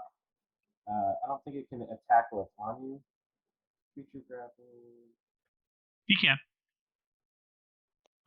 Yeah. Yeah, it uses crushing embrace. Ooh. Yep. Okay.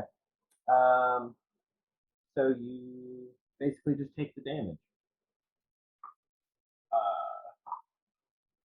It's going to be 6 points of bludgeoning damage.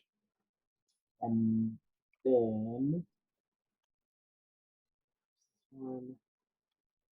that was the one that you had Eldritch Blasted.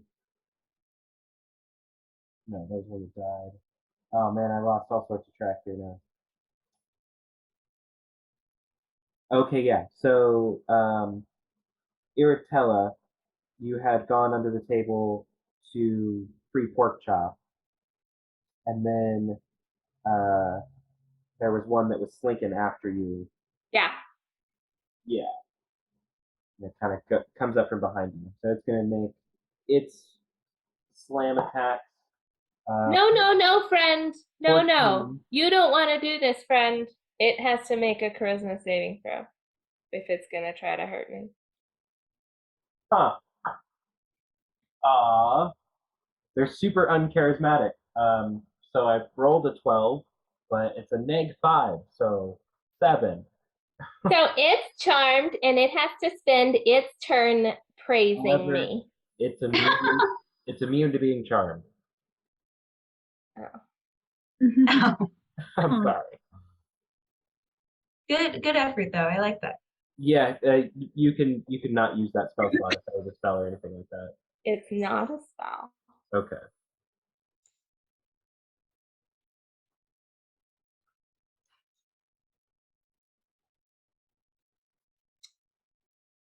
Good idea.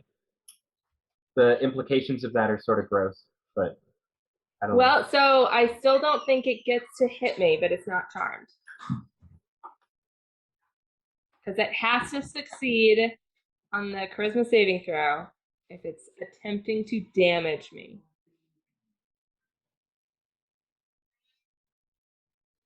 Okay.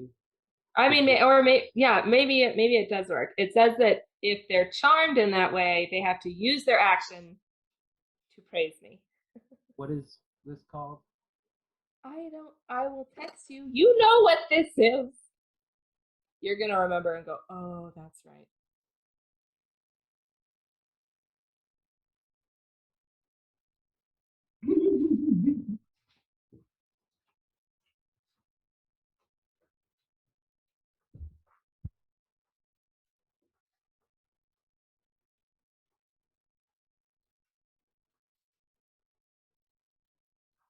Okay. That doesn't totally answer it. Okay. Where is it on your sheet though, so I can read the same thing? It's here. I have it pulled up on another one because I can't. Because Oh yeah, because you can't like actually do it Yeah. in Beyond. yeah, exactly. Right. Yeah, which is why that was so fun to try to. Right. Got you. Okay. Yeah. Sorry. I kind of Here. forgot for a second. No, it's okay. I've got it. I'll send it to you. So it kind of makes sense if it's not charmed, but the thing still does it like that. Yeah. All right. It's your call, man. Whatevs.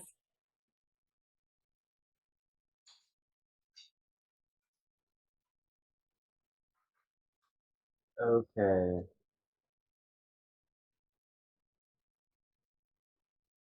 Yeah, because the condition of that is that it's charmed. If it were to fail, but it's immune to it. That's fine. So Come at me, bro. Yeah, I think it would still do its thing. Unfortunately, I'm sorry. No, that's fine. Okay. I don't think I've rolled to attack at all yet. No. Probably won't be very hard. First one's a 10. Huh! Second one is a fucking 24. Oh, okay. It was almost a 20. I mean, that close. What am I reaching for? Okay, so. Oh god. 16 points of bludgeoning damage. Well, I'm gonna use my reaction and say no to that. Okay. You have it, or it just negates it. You have to look at the picture I sent you. It did not listen. We're supposed to be friends. No.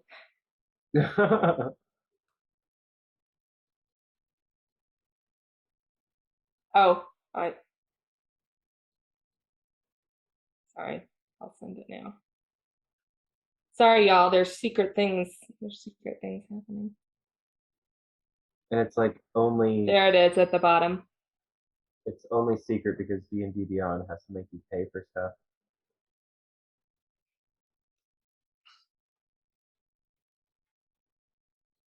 Oh yeah, I forgot about that. Well, okay. The the only thing is there's not a limit on that. Well, it's a reaction, so once a round. Once Right. Okay. once Yeah. per turn. Yep. Okay, that's right. Okay, so it does nothing then. After this like kind of strange magical bout happening down the hallway, between this creature going to attack and then pausing for a moment before shaking it off, and then hitting at you anyway. You block it with this kind of magical resistance, absorbing the energy. Um, It looks like spectral socks. okay, now it's Tildy's turn. Cool. Is the one still in front of me the one that tried to grapple me? Yes. Okay, I'm gonna use Mind Sliver, and it needs to make an intelligence saving throw. Okay, they're also not really great at that.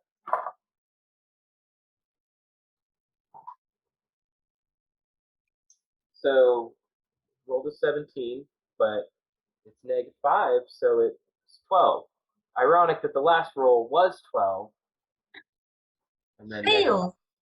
Yeah. Okay, so it is 2d6. 4, and 5. So 9 points of psychic damage, and it takes a d4 from. It takes a negative d4 on its next saving throw. Okay.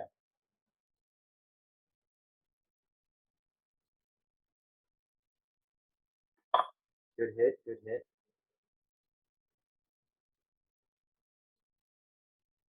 And that's my turn. Okay. Brock, you're up. All right. So I gotta do that strength saving throw, right? Yeah. All right. 19 this time. Let's go. Okay. You do shove it off Yay! and break free from this gnarly skin grocery bag. All right. I'll use produce flame. It was not a good day today. 11. That just misses. And then I'll use my bonus action. Where'd it go? To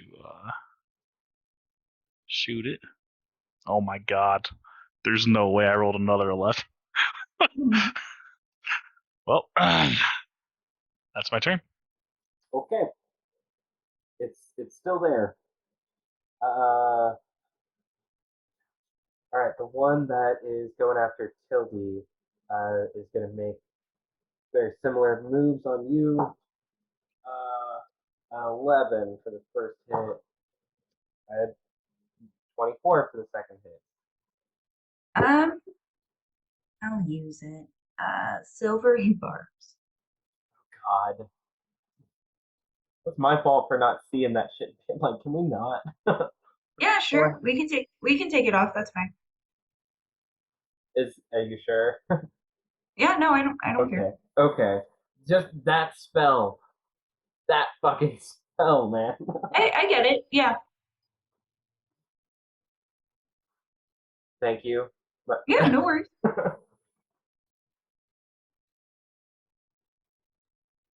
But yeah, that would definitely hit.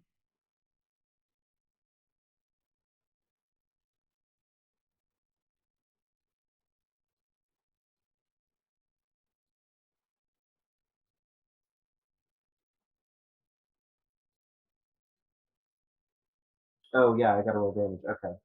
I thought that's right. I thought it was your turn. Uh 11 points of bludgeoning damage, and then Okay. strength saving throw. I rolled a 17 for a 16. You're good. Nice. Okay, and then we'll be at the back at the top with Iratella. Okay, so the one that definitely does not want to be friends with me is right in front of me, yes? Yeah. Oh, okay. Well, I will shoot it. I tried diplomacy and it did not work, so Okay.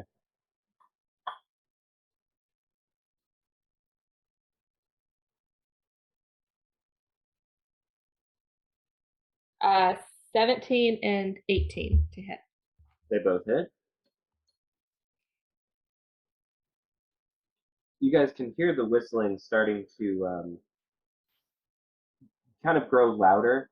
Um, it seems like it's echoing through the house a little bit differently, almost like it's starting to make like a Phantom of the Opera like melody, kind of whistling with itself, like jamming a little bit.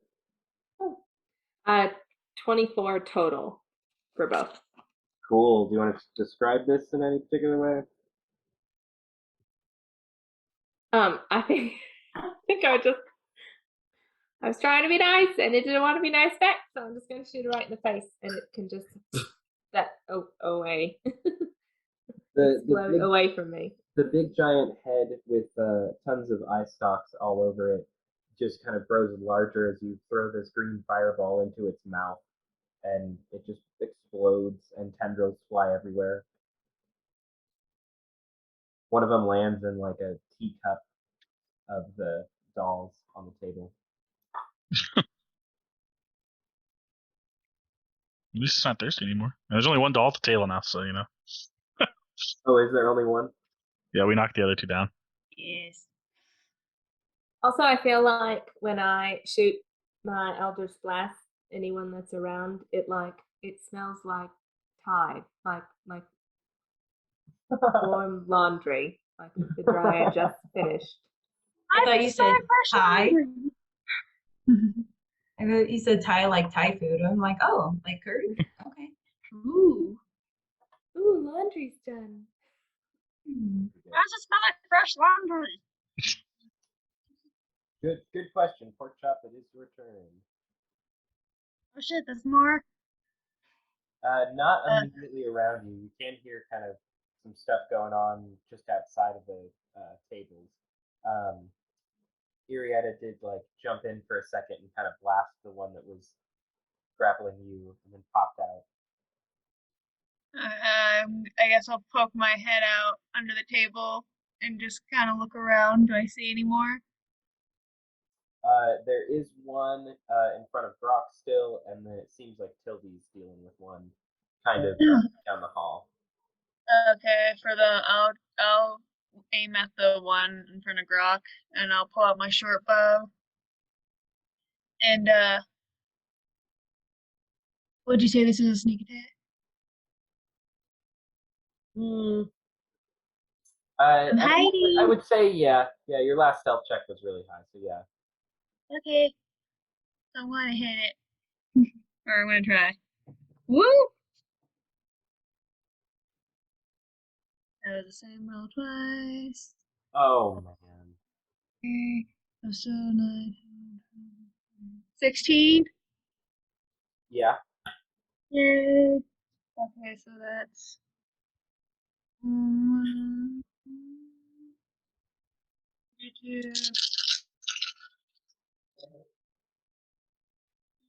2, 2 ones.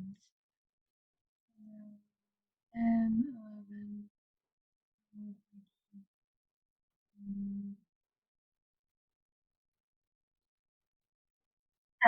18 points of damage.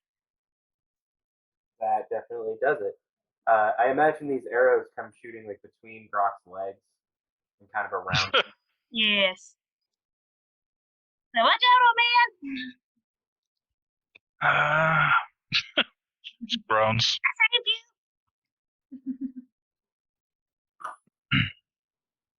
Okay. Tildy, you've got the one in front of you, and that's pretty much it. Google. Same. Intelligence save. Okay. And it has a -4, which is hilarious. So it's -4, right? Like, or is it It's a minus D4. minus D4. Okay, so this could be really hilarious or not. I'll let you roll that D4. Sure. 2. Okay, so it has a -5. I rolled a 9 for a total of 2. That was almost 0. Oh man, bud. 4 and 5, 9. Another 9 for psychic damage. Okay. Do you want to describe how this thing dies of psychic damage? Um, shit, how does Mind Sliver kind of work? I got you. Okay, go for it. This creature kind of seems to take corporeal form for a moment, and like stand up on its own and move a little bit more lively. And it's one of the smaller figures of the six. There were two that were a little bit bigger, and then four that were kind of smaller. It puts its what you seems to look like hands over its face, and it goes, "Dad never hugged me," and just like screams until its head pops a little bit, and it just falls over. Um, but yeah, that would be the end of that combat, as well as the whistling in the home seems to stop after this scream comes out of this young thing. It just goes silent, and you kind of hear it ringing through the house as the echoing begins to stop. The only thing you guys can hear are loud thudding footsteps that seem to draw nearer. Um, you can hear a piercing like scream come from the balcony in the hallway up above, as this large skeletal figure jumps down onto the table that was set with everything on it. It looks at all of you, just stares, doesn't say a word before it lets out another scream. It's a long, slender, skeletal-looking figure covered in like a black, tarish ichor. Seems to have like some sort of a Spartan helmet kind of design in its skull, holding a very long scepter or spear. It has a large, glowing object, seems to kind of pulse and beat in its other hand. I cast Armor of Agathis on myself. Also wearing a bag of holding slung over its shoulder. I'll send you guys a picture of this, and then we'll do a break. Is everybody cool to play for like another hour or so? Oh, okay. That's fine. Okay, cool. Yeah, let me send this picture over, and then we'll do a break. Probably meet up like at the hour. Okay. Cool. Do I get to cast Armor of Agathis on myself? Yeah, for that voice, yeah. Can you use that voice for the character the rest of the time? I mean, I can talk like this, but I don't know if I can do it with an Australian accent. You don't have to do that. That was a pretty solid voice. Okay. Me and Pork Chop will just be under the table over here. Speaking of, can Pork Chop just scream too? Oh. Skeleton screams, Berto's like, ah! Well, we'll meet up. That thing looks like it hates radiant damage. We'll meet up like about 5 minutes. Oh my god, that was awful. Sweet. Cool. Right on. See you guys later. Welcome back from a short break. Longer than planned, but whatever. We join the crew in a strangely large alien-like mansion, looking over the remains of the denizens of this house. As they were beginning to figure out a way to get upstairs, the creatures attacked, the creatures being the remaining denizens of the house. After destroying the life force left in them, the whistling fiend, as it were, surprised down onto the table, letting out a bellowing and yet piercing cry, holding a spear in one hand and then a strange glowing object in the other that seems to kind of thump and pulse a little bit.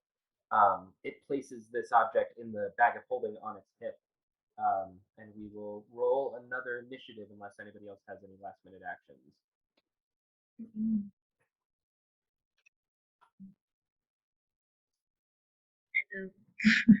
All right, so who got anything high, I guess, 20 or above?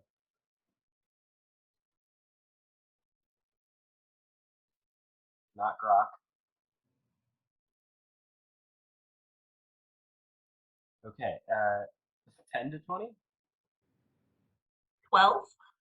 Wow, guys. Okay. Geez. All right. 10 to 5. 5. 8. Oh, and then Grok got what? 8. 8, 8, and 5. Who's going, Grok or Pork Chop first? I'm going to go ahead and assume you have a higher dex than I do, so probably you, unless you don't want to go. I got a +3 to my dex, so Yeah, I have a +1. yeah, I'll go.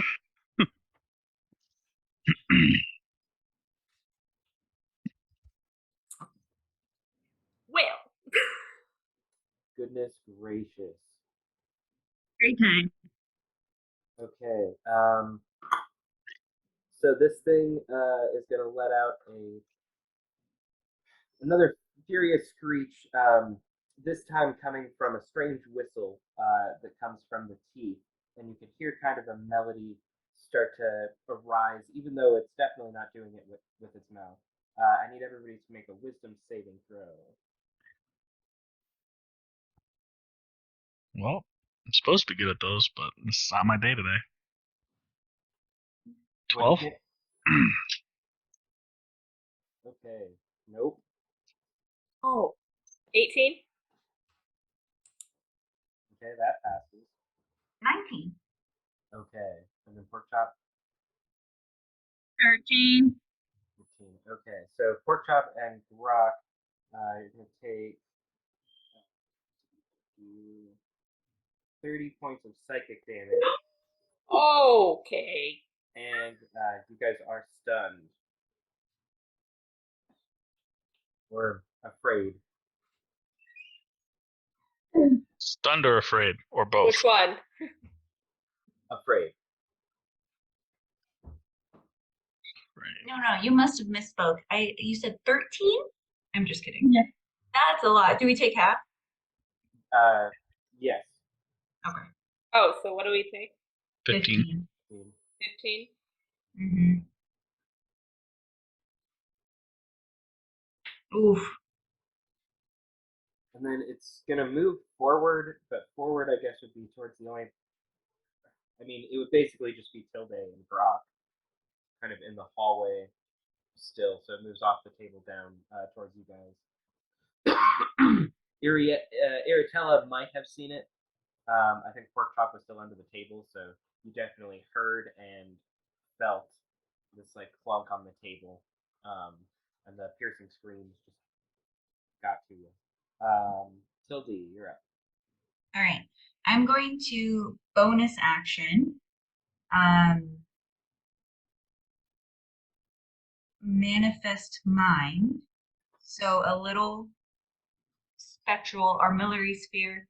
So, like the constellation spheres, where it's just like a bunch of rings inside a big ring, honing in on itself, appears. And I'll put it about 30 feet away from it. And I will cast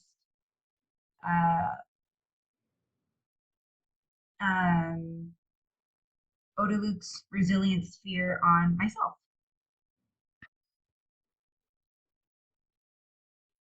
And that is my turn. Okay. Pork Chop, you're up next. My turn? I'm frightened, you said? Yes. So you can't move towards it.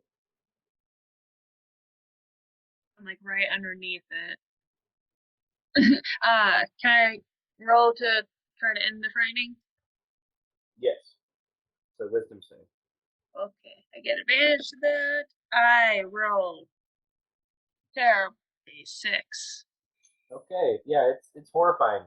Basically anything above the table is just terrifying. Like you heard it, you felt it. You don't exactly need to see it.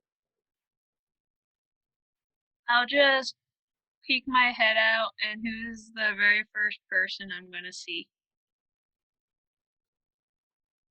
It would probably be Iritella. Then I'm just gonna look at Iritella and be like, "Fuck me!" And just give you a bardic inspiration. Oh, Somehow save me inspires you. Yes. Your stone saved me. Us, Please. us, You look us little, strong. us little people have to stay together. So what is that?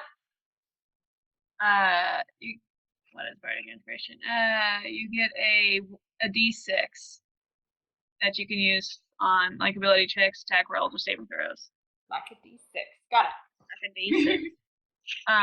And then I'm gonna use healing word on myself. Oh wait, that's also that bonus action. I can't do 2 bonus actions. You could just use healing word as your action. Okay, I'm gonna do that because I'm not looking good at all. 1d4. Well, if you don't die. Oh, I rolled a 1. Thanks. I think A that's 3. 5, right? Oh, 3? Oh, okay. That's 3. I got 1. Okay, that's it. I'm just gonna poke my head back under the table and cry. Reaction cry. Yeah. Grog. You're up next. All right. Well, since I'm still in my starry form, I will start off by casting Mass Cure Wounds. Everyone's within 60 feet of me, right? Yeah. I can see them. The Son Pork of a Chop would be bitch. the only one you wouldn't be able to see. Who? Pork Chop's the only one you wouldn't really be able to see being under the table. But I mean, they did poke their head out and do a thing, so you would know that they were there. Do you have to have line of sight on that? I don't know. I think so.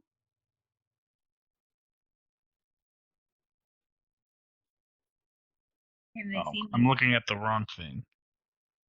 Hold on one sec. There we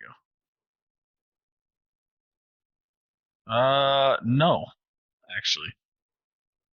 It just says wave of healing energy washes out from a point of your choice within range. Choose up to 6 creatures in a 30-foot radius centered on that point. Each target regains hit points. Spell has no effect on undead or constructs. Okay, cool. Yeah, no, so you don't have it. I didn't think you did, but thanks for confirming. So yeah, Pork Chop, you definitely get some healing from this.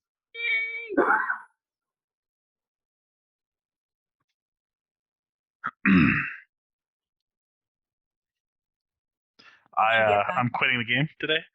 You guys get 13 health. I'll take it. Nothing goes through my sphere. Yeah. So everyone gets 13. And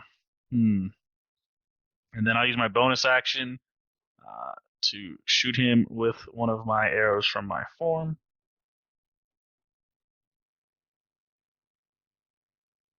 $16 to hit.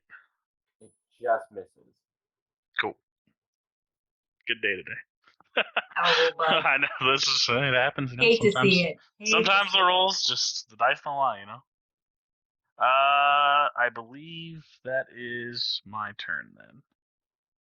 Okay. Iritella, your turn.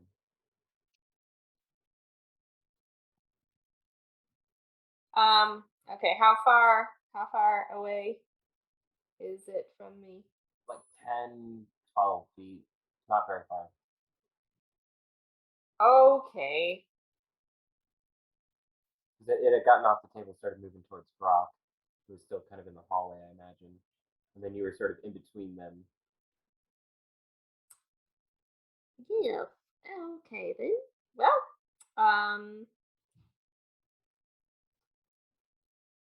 I'll go ahead and shoot it with 2 Eldritch Blasts. Okay.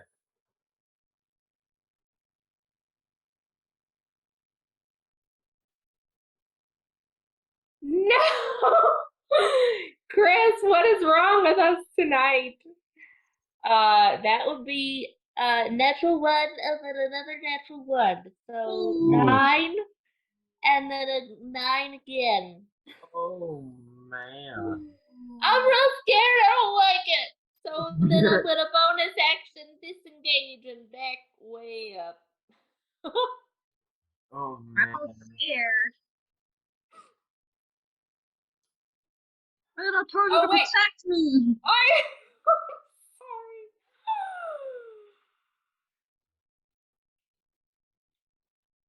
Well, yeah.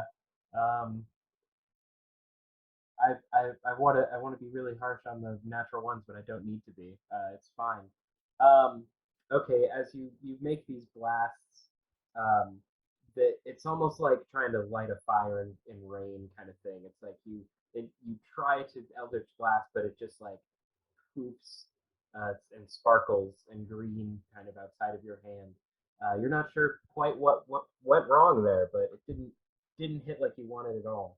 I Um, guess as I back up to Pork Chop, I'll just be like, just stay hidden.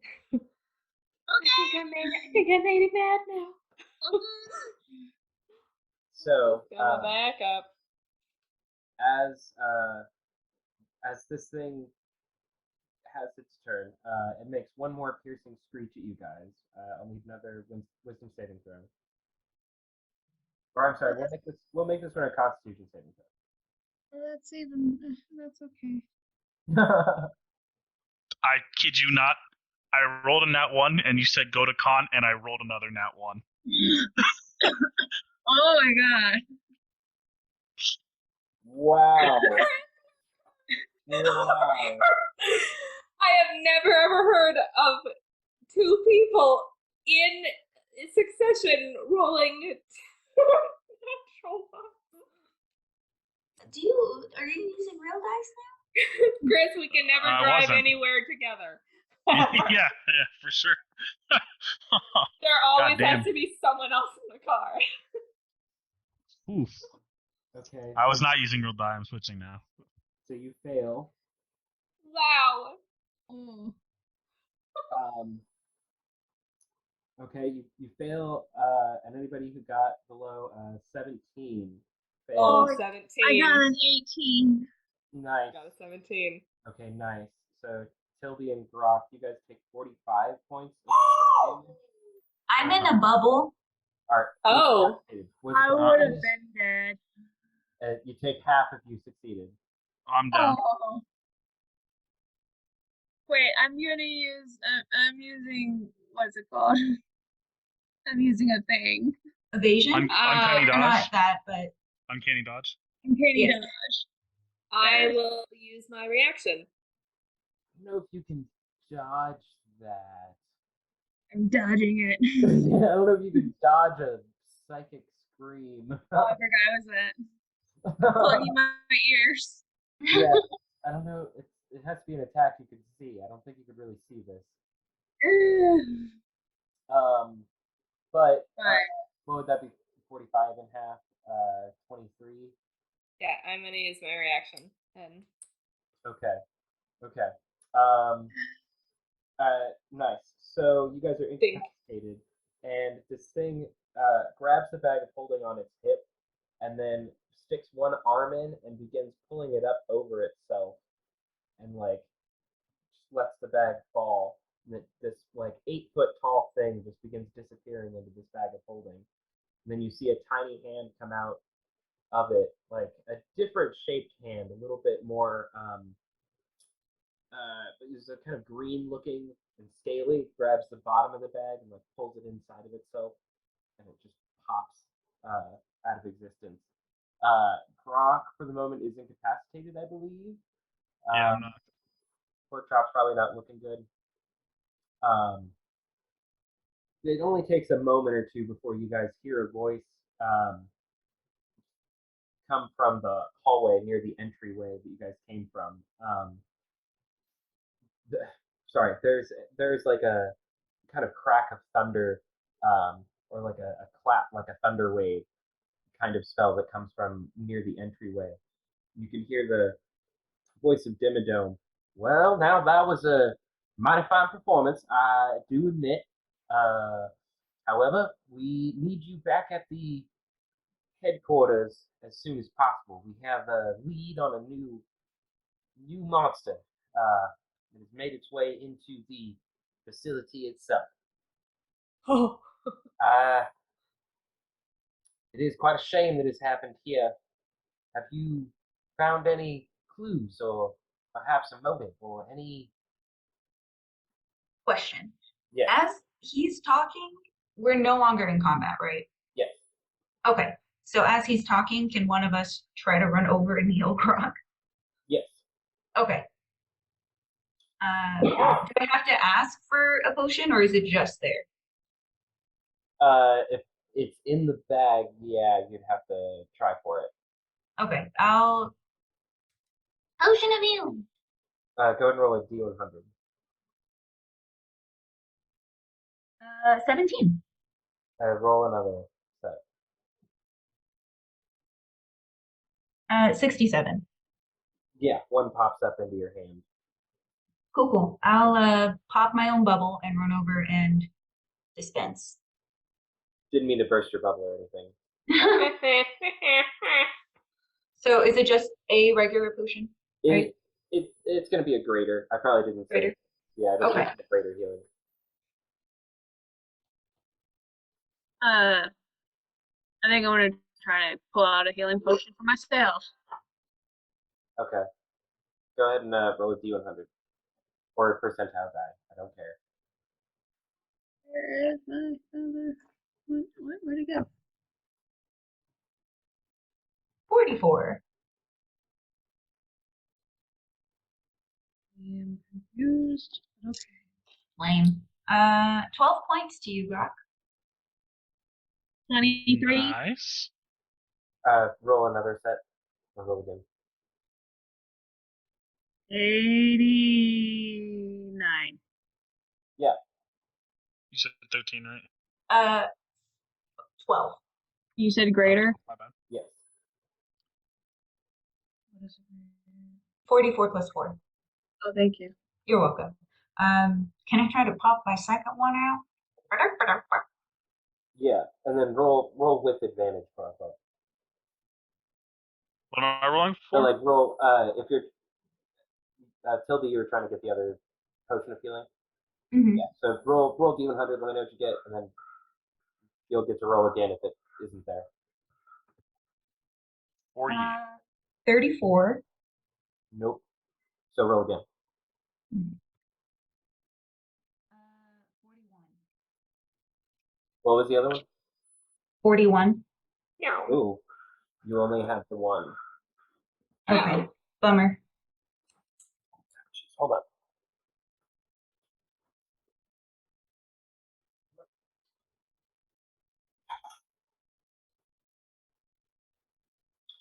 That doesn't mean that it might not be in somebody else's bag. Are we? Oh, wait a minute. Do we collectively share the same bag of holding? No. No. No. Okay. Just making sure that it's not like the same. Like Yeah, we it's all all one have- bag, but exactly yeah. multiple portals to the same room. I'll see her try and not get it. Can I try and see if I can get one out of my bag? Yeah. Go ahead and roll D100.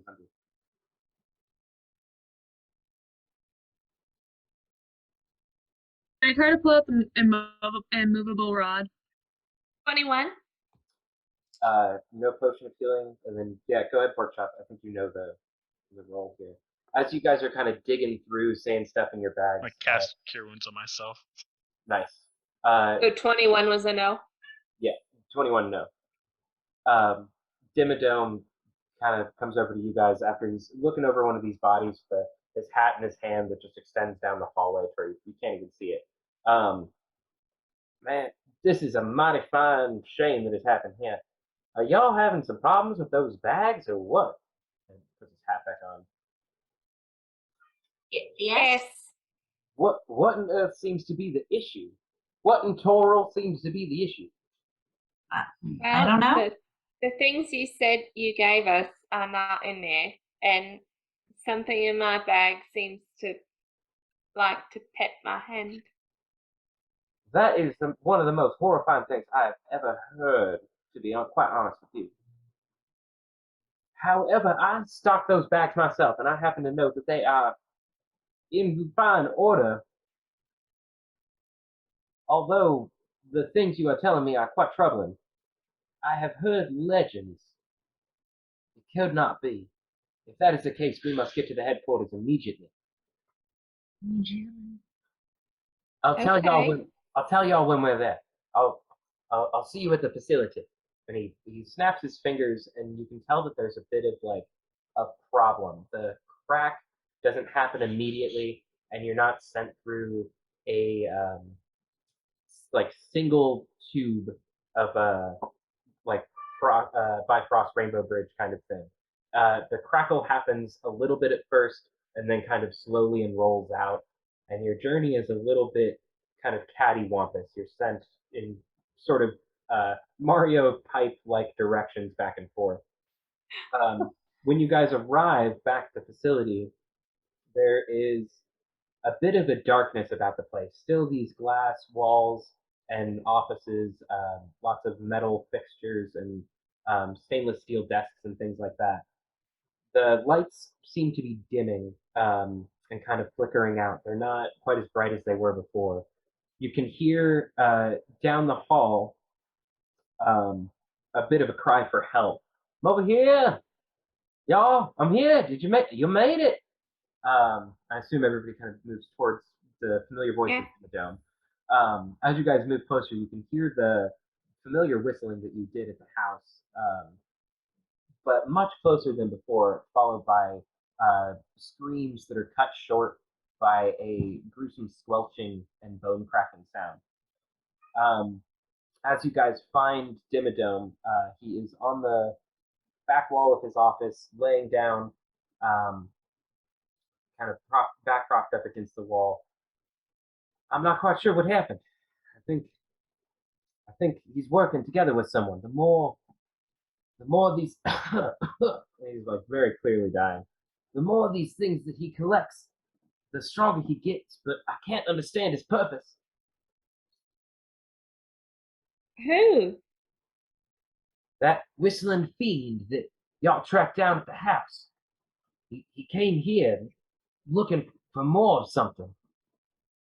He almost got me, but I got away in time. I fear he may be after Miss Bellum. He's Did after you say who? Bellum? My assistant, the only one that There. ever mattered. Did you say Bellum? Yeah, Gotcha. Miss Bellum. Miss Bellum. Nice. Are we fighting Mojo Jojo? Basically, Uh, if he was a skeleton demon thing. I mean, he said green hand, They're but it from- wasn't scaly. they're from different cartoons entirely.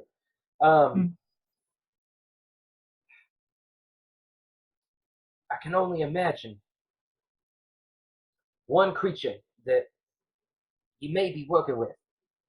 However, he is only a legend, and we have never tracked him down before. The legend tells that there was an adventurer that sought refuge inside of a bag of holding.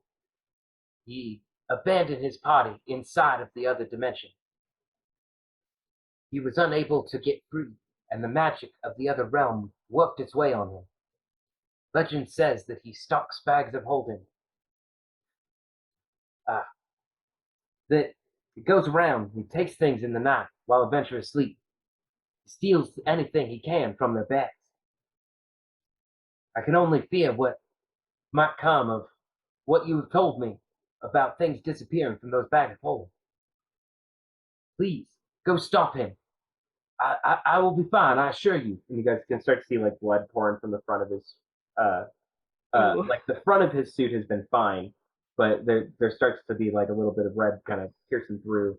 Can I go up and like cast Cure Wounds on him? Yeah. Let me know how much healing you get. Alright. Can I pull out my rod of immovable rod? Did you? He's getting a level 1. He gets 9. Okay. He sits up a little bit and goes, "Oh, that stops the bleeding. Oh, thank you. Oh, nothing will get this out though.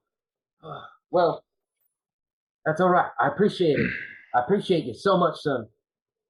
Now go get him, please. Save us."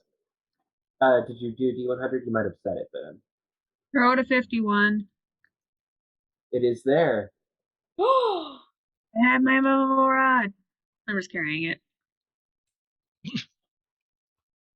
Oh yeah. I just have it. Okay. Now, see, they're working. I don't know what y'all talking about. That worked fine for her. Oh, wait, watch this. Potion of healing? Did you drink two already? No, I gave one away. Do it again. That was strange. Potion of healing. There's definitely not a potion of healing. Like I don't know my what. character. Oh, yeah, no, I know. It's like, you gave me a janky bag. Please stop him. I am right afraid. I wish I were wearing my brown pants at the moment, as well as my red shirt. Probably help. I would. Okay. So you guys go to find the fiend. Yes. Okay. So there's a Here. very clear whistling coming from this facility. Um, it doesn't take much looking around. It's built very like square.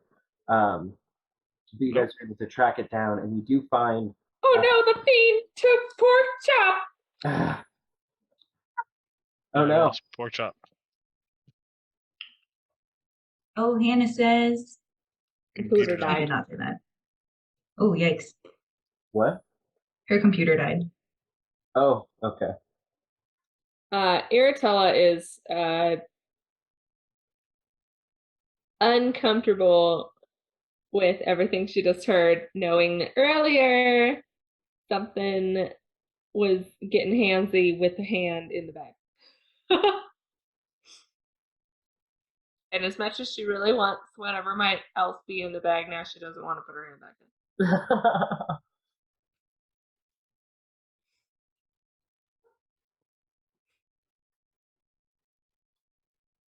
Now you see what I meant by boogeyman of D&D.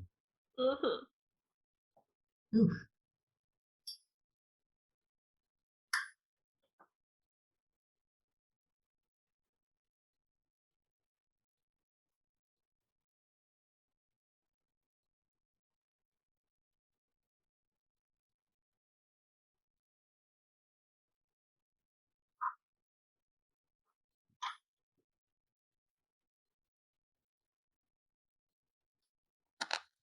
I want to continue the scene.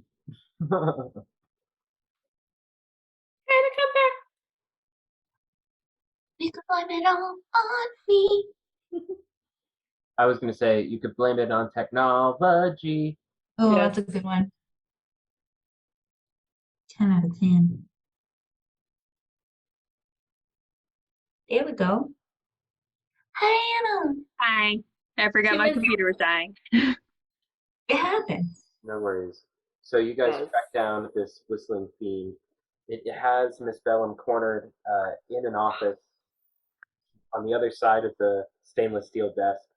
She drops her clipboard and lets out a scream just to be cut short by a bony claw being pushed into her chest and pulling something out, revealing a young bleeding heart.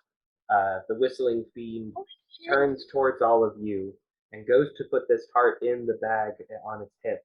And when it pulls its hand out, something is kind of caught. It has a little bit of trouble for a minute. And you can see this like octopus-like tendril kind of wrap its way up the arm of this fiend, and it begins to pull the fiend inside of the bag. The bag sits there, kind of on the other side of the room, just motionless for a couple of minutes. Um, before, oh geez, hold on. So we're just sitting here with the bag and Arabella, who got her heart ripped out. Oh, no. Cerebellum. Cerebellum. Cerebellum got her heart ripped out. Okay, I don't really want to, but if we have a moment here, I'll try. I'm gonna put my hand in the bag and ask for the rod of resurrection. You get it. Then I'll run over and I'll cast resurrection on Cerebellum. Oh. Okay. As you are casting this spell, you notice that there's kind of something happening with this bag of holding. something is beginning to kind of tear through it and pierce. Well, not tear through it, but claw its way out. Oh, guys, hey, help! If I see something trying to reach out, can I blast it? Yeah. We'll do an initiative here just in a second. Yeah, can we all Captain Planet surround it and shoot our powers at it? It's our powers combined. Yes! It's Wonder Twins, sorry. Fire, heart. Captain Planet. I don't know how that ever became a superpower. Like, I still don't understand. Which one, heart? Yes. Yeah, what do you The mean? power of love. Yeah, the power of thank love. you. Personality, Yeah, force of too. personality. Yes. Same with the Power of friendship. I punch God in the face.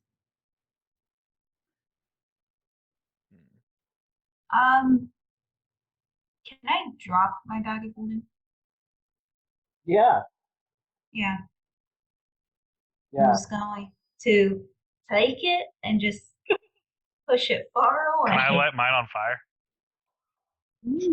I guess you could on your turn. That's totally something that you could probably. Wait, would we know anything about bags of holding? I mean, you're all level 9 adventurers. You probably spent a good amount of time dealing with magic and stuff like that. Yeah.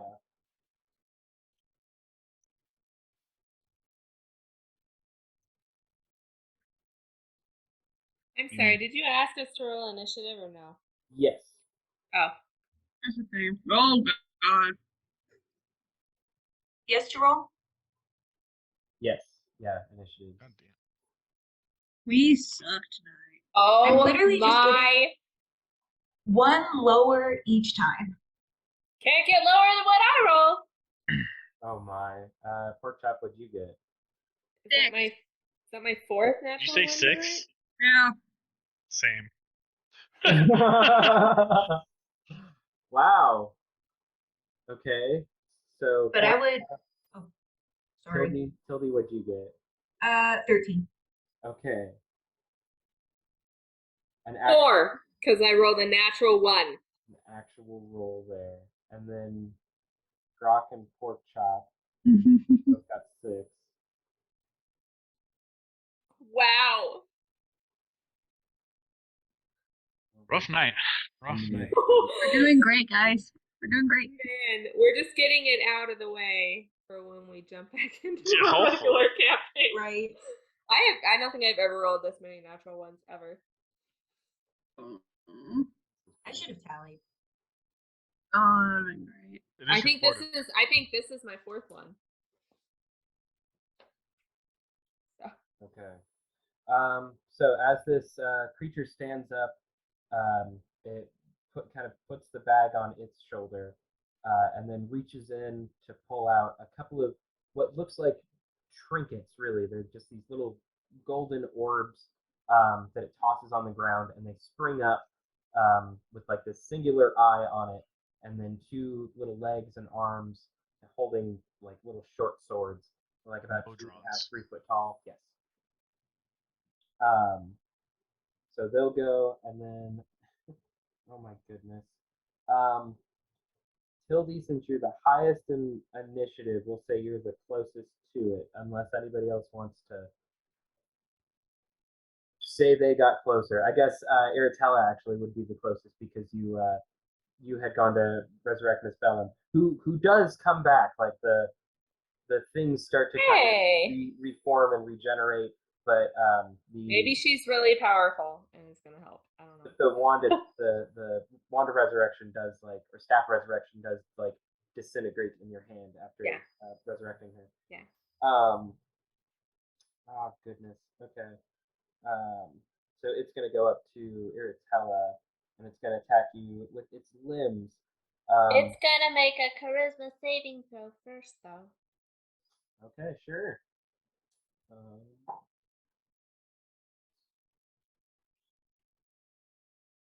17. Ah! 16. Oh wow. Damn. Okay. Good try though. At least that wasn't a hit. The hit was an 11 for the first one. No, that With, misses. with its bony hand, and then the kind of slimy poisonous tentacle. For a oh my goodness, 19. That hits. Okay. And then I'll need you to make a Constitution saving throw.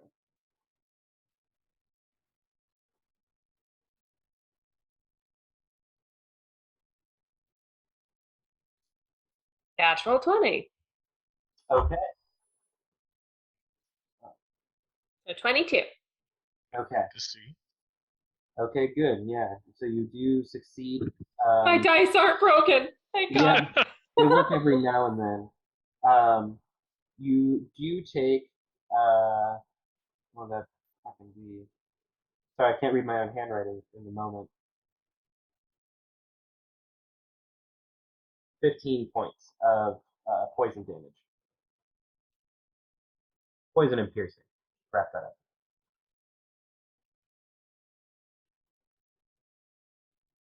And then one of these little, yeah, 15 piercing. And then one of these little Modrons are going to run up to Tildy, and then the other one up to Pork Chop. And they've got little short swords that they're making attacks with. Oh, wait, I have Armor of Agathis, so whatever hit me takes 25 points of cold damage. Okay.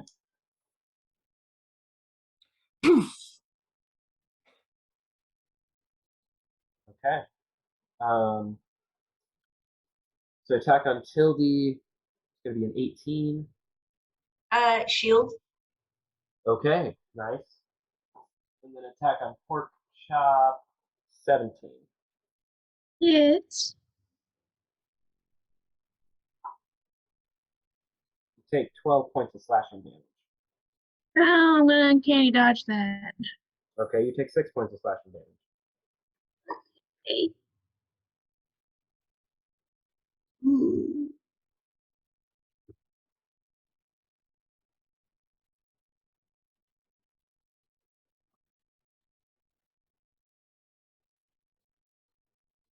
And then Tildy, your turn is up. Or your turn is next. Okay.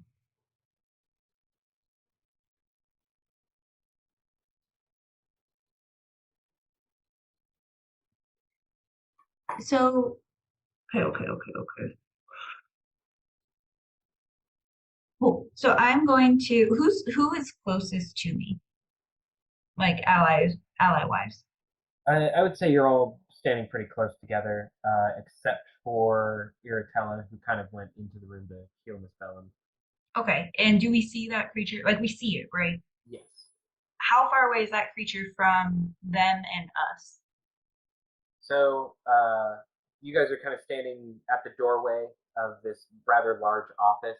I'd say about 20 feet from like the corner where the monster and Miss Bellum was, and now Iratella is as well. Pretty open room. There's like a desk and a couch kind of situation in between it, but not a whole lot. You guys are about Okay. 10 feet away from Iratella, and then you'd be about like 5 feet away or less from Pork Chop and Broth. Okay. And how far is the monster from Iratella and Cerebellum? Like 5 feet. 5 feet? Okay. I'm going to. Can I bonus action take Pork Chop's bag of holding? Yeah. Okay. So Just kind of pick up. bonus action, take that. I like to run and take the attack of opportunity. Run and throw that bag behind the monster. So it's like, so here's monster, here's them. I want it on this side of the monster. Like pretty close, like within 5 feet of it. Okay. And then, like, so between the wall and the monster? Yeah. Okay. Okay. Okay. So I'm throwing Pork Chop's bag, and then I'm essentially chasing after it. but then I'll stop short, use my action to cast Mage Armor to put my bag inside of that bag. Just fuck it. Well, kind of, because then placing, I assume it's around the same thing. So placing a bag of holding inside an extra dimensional space, which is kind of, it says created by a handy haversack, portable hole, or something similar, instantly destroys both items and opens a gate to the astral plane. The gate originates where the item was placed inside the other. Any creature within 10 feet of it gets sucked through.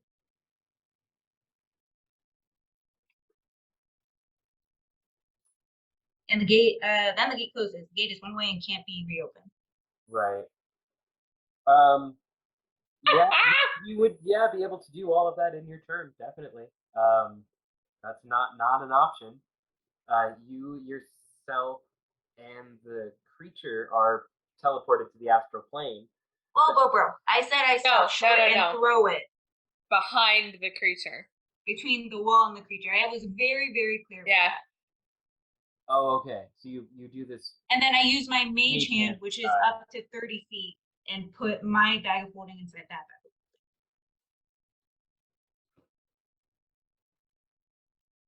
Okay, sure, yeah. I would say do a Arcana check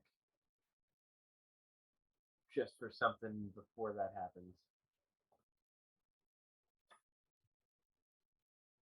Okay. That is a up 10, but I'm a wizard.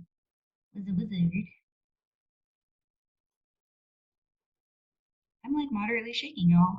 17. Ooh. I got the shakes. You would know that these things would, like, those are the usual things that happen when that happens. The kind of caveat that I was getting at here was that the monster wouldn't necessarily be destroyed. The monster would be taken to the astral plane, which could or could not be better. It's up to you if that's what you really want to do. I'm not stopping you. But yeah, I think you would be able to do that. Do the bag of holding grenade pretty much. And we are, I mean, and obviously making sure because we have like the memories of like these selves. Is this the astral plane? Right. You are not entirely sure where you're at. You didn't ask where this place was. Oh. So you're unsure where you're at. Okay. However, as you're trying to plan a way to get this bag around the creature and kind of manages to ball it up and just throw it over there, bit of a distraction for a second as the creature watches it for a second and go over before looking back at you, who's casting a spell. It begins to kind of rile and move towards you just as you slip this bag in to the other bag, and this portal kind of opens up that begins to just pull on the creature. It's like clawing forward and trying to pull at anything it can, and it does slip it along with like a chunk of the office into a gate that opens up momentarily. Iritella, go ahead and do a dexterity saving throw to see if you're kind of pulled in being so close to it, or see if you have trouble at least.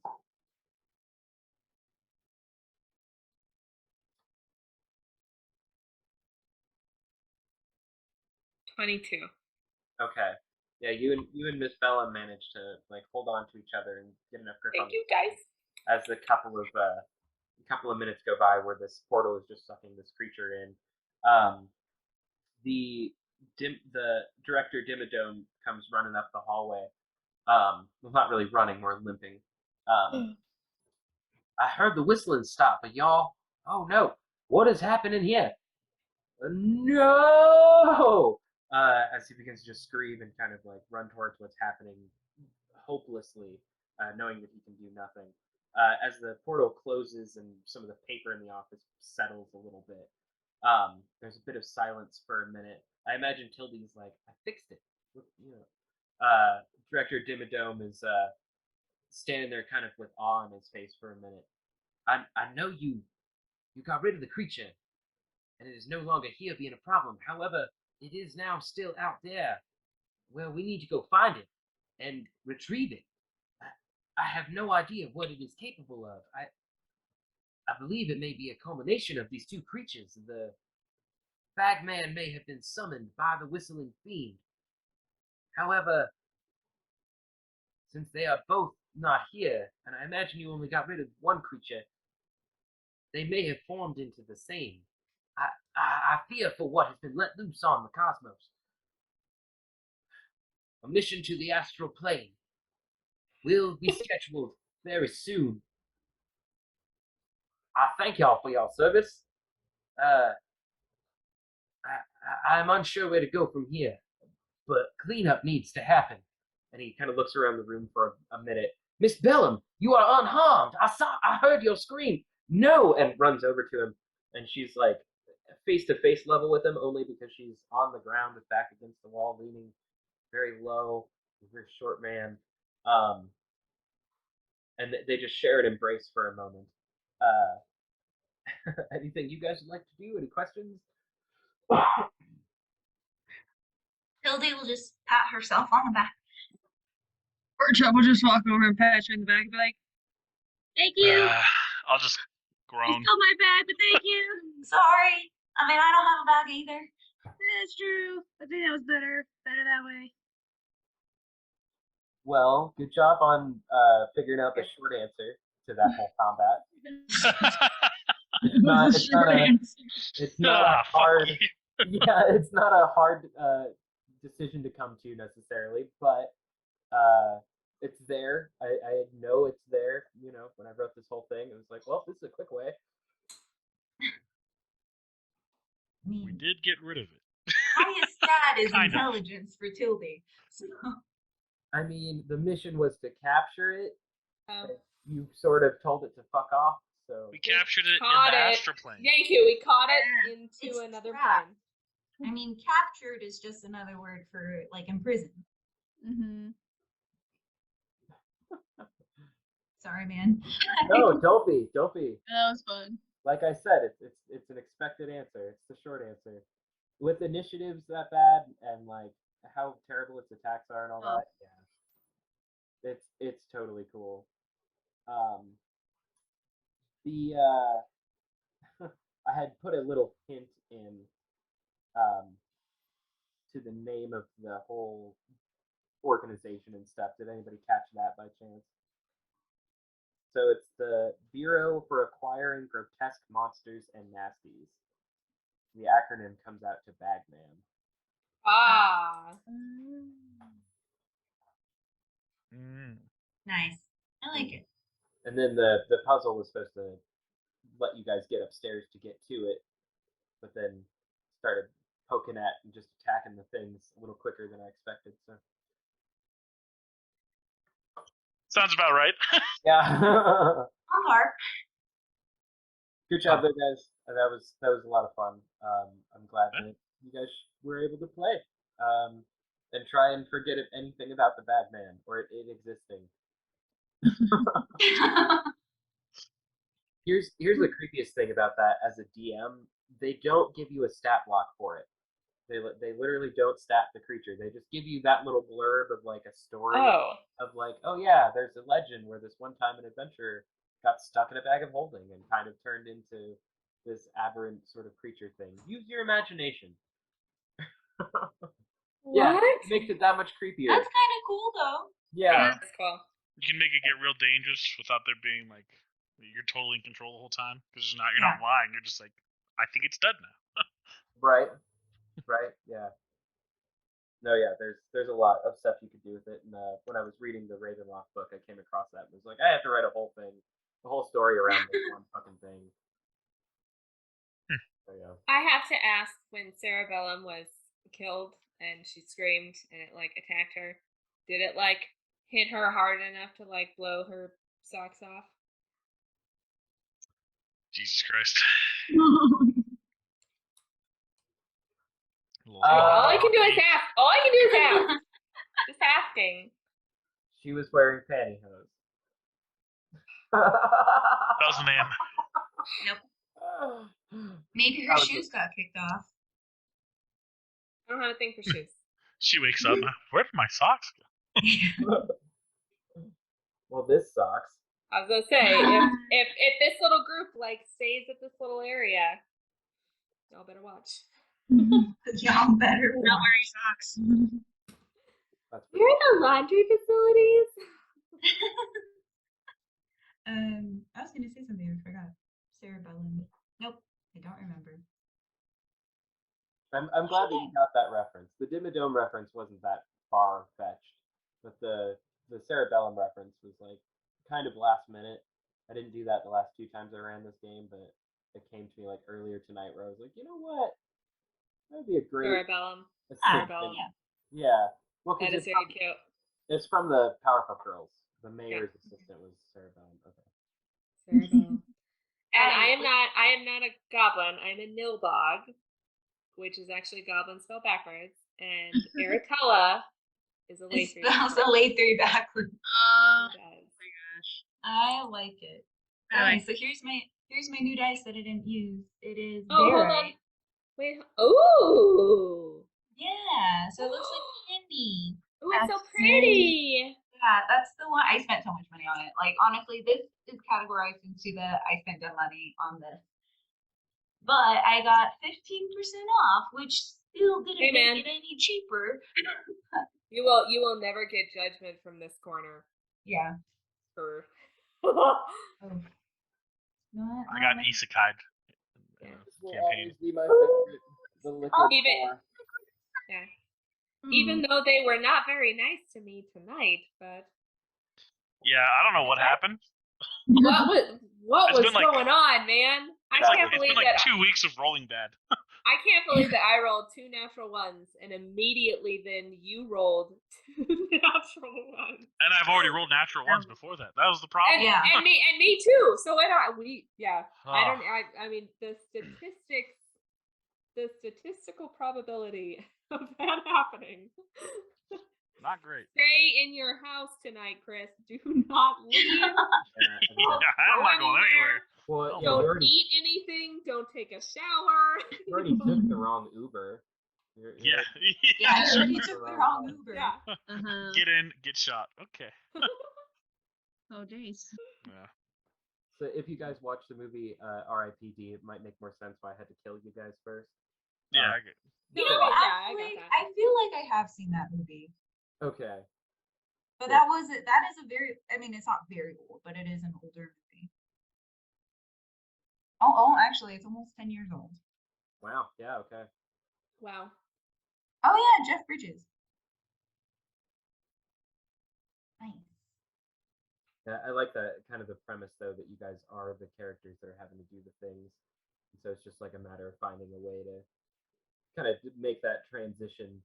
Why not death? Why not just start the whole thing off with character death? Hey, man. Yay. But Gotta yeah, do it. everybody made it through. I didn't know if you'd make it through that fight or not because it had some crazy stuff. Poor Tuck was not going to. Probably not. Oh, pork chop. Yeah, Pork Chop was doing rough, man. I just used all like half my spell slots to heal myself on our way just down the hallway, so you know. I still had some That's what 4s and it is. 3s. We're good. I'm like, I would totally be this character again. My armor of Agathis on top of what I could do. I was fine. Nice. What's that ability that you kept doing? What's that reaction? So if anyone tries to hurt a Nilbog, they have to succeed on a charisma saving throw, or they have to spend their turn praising me.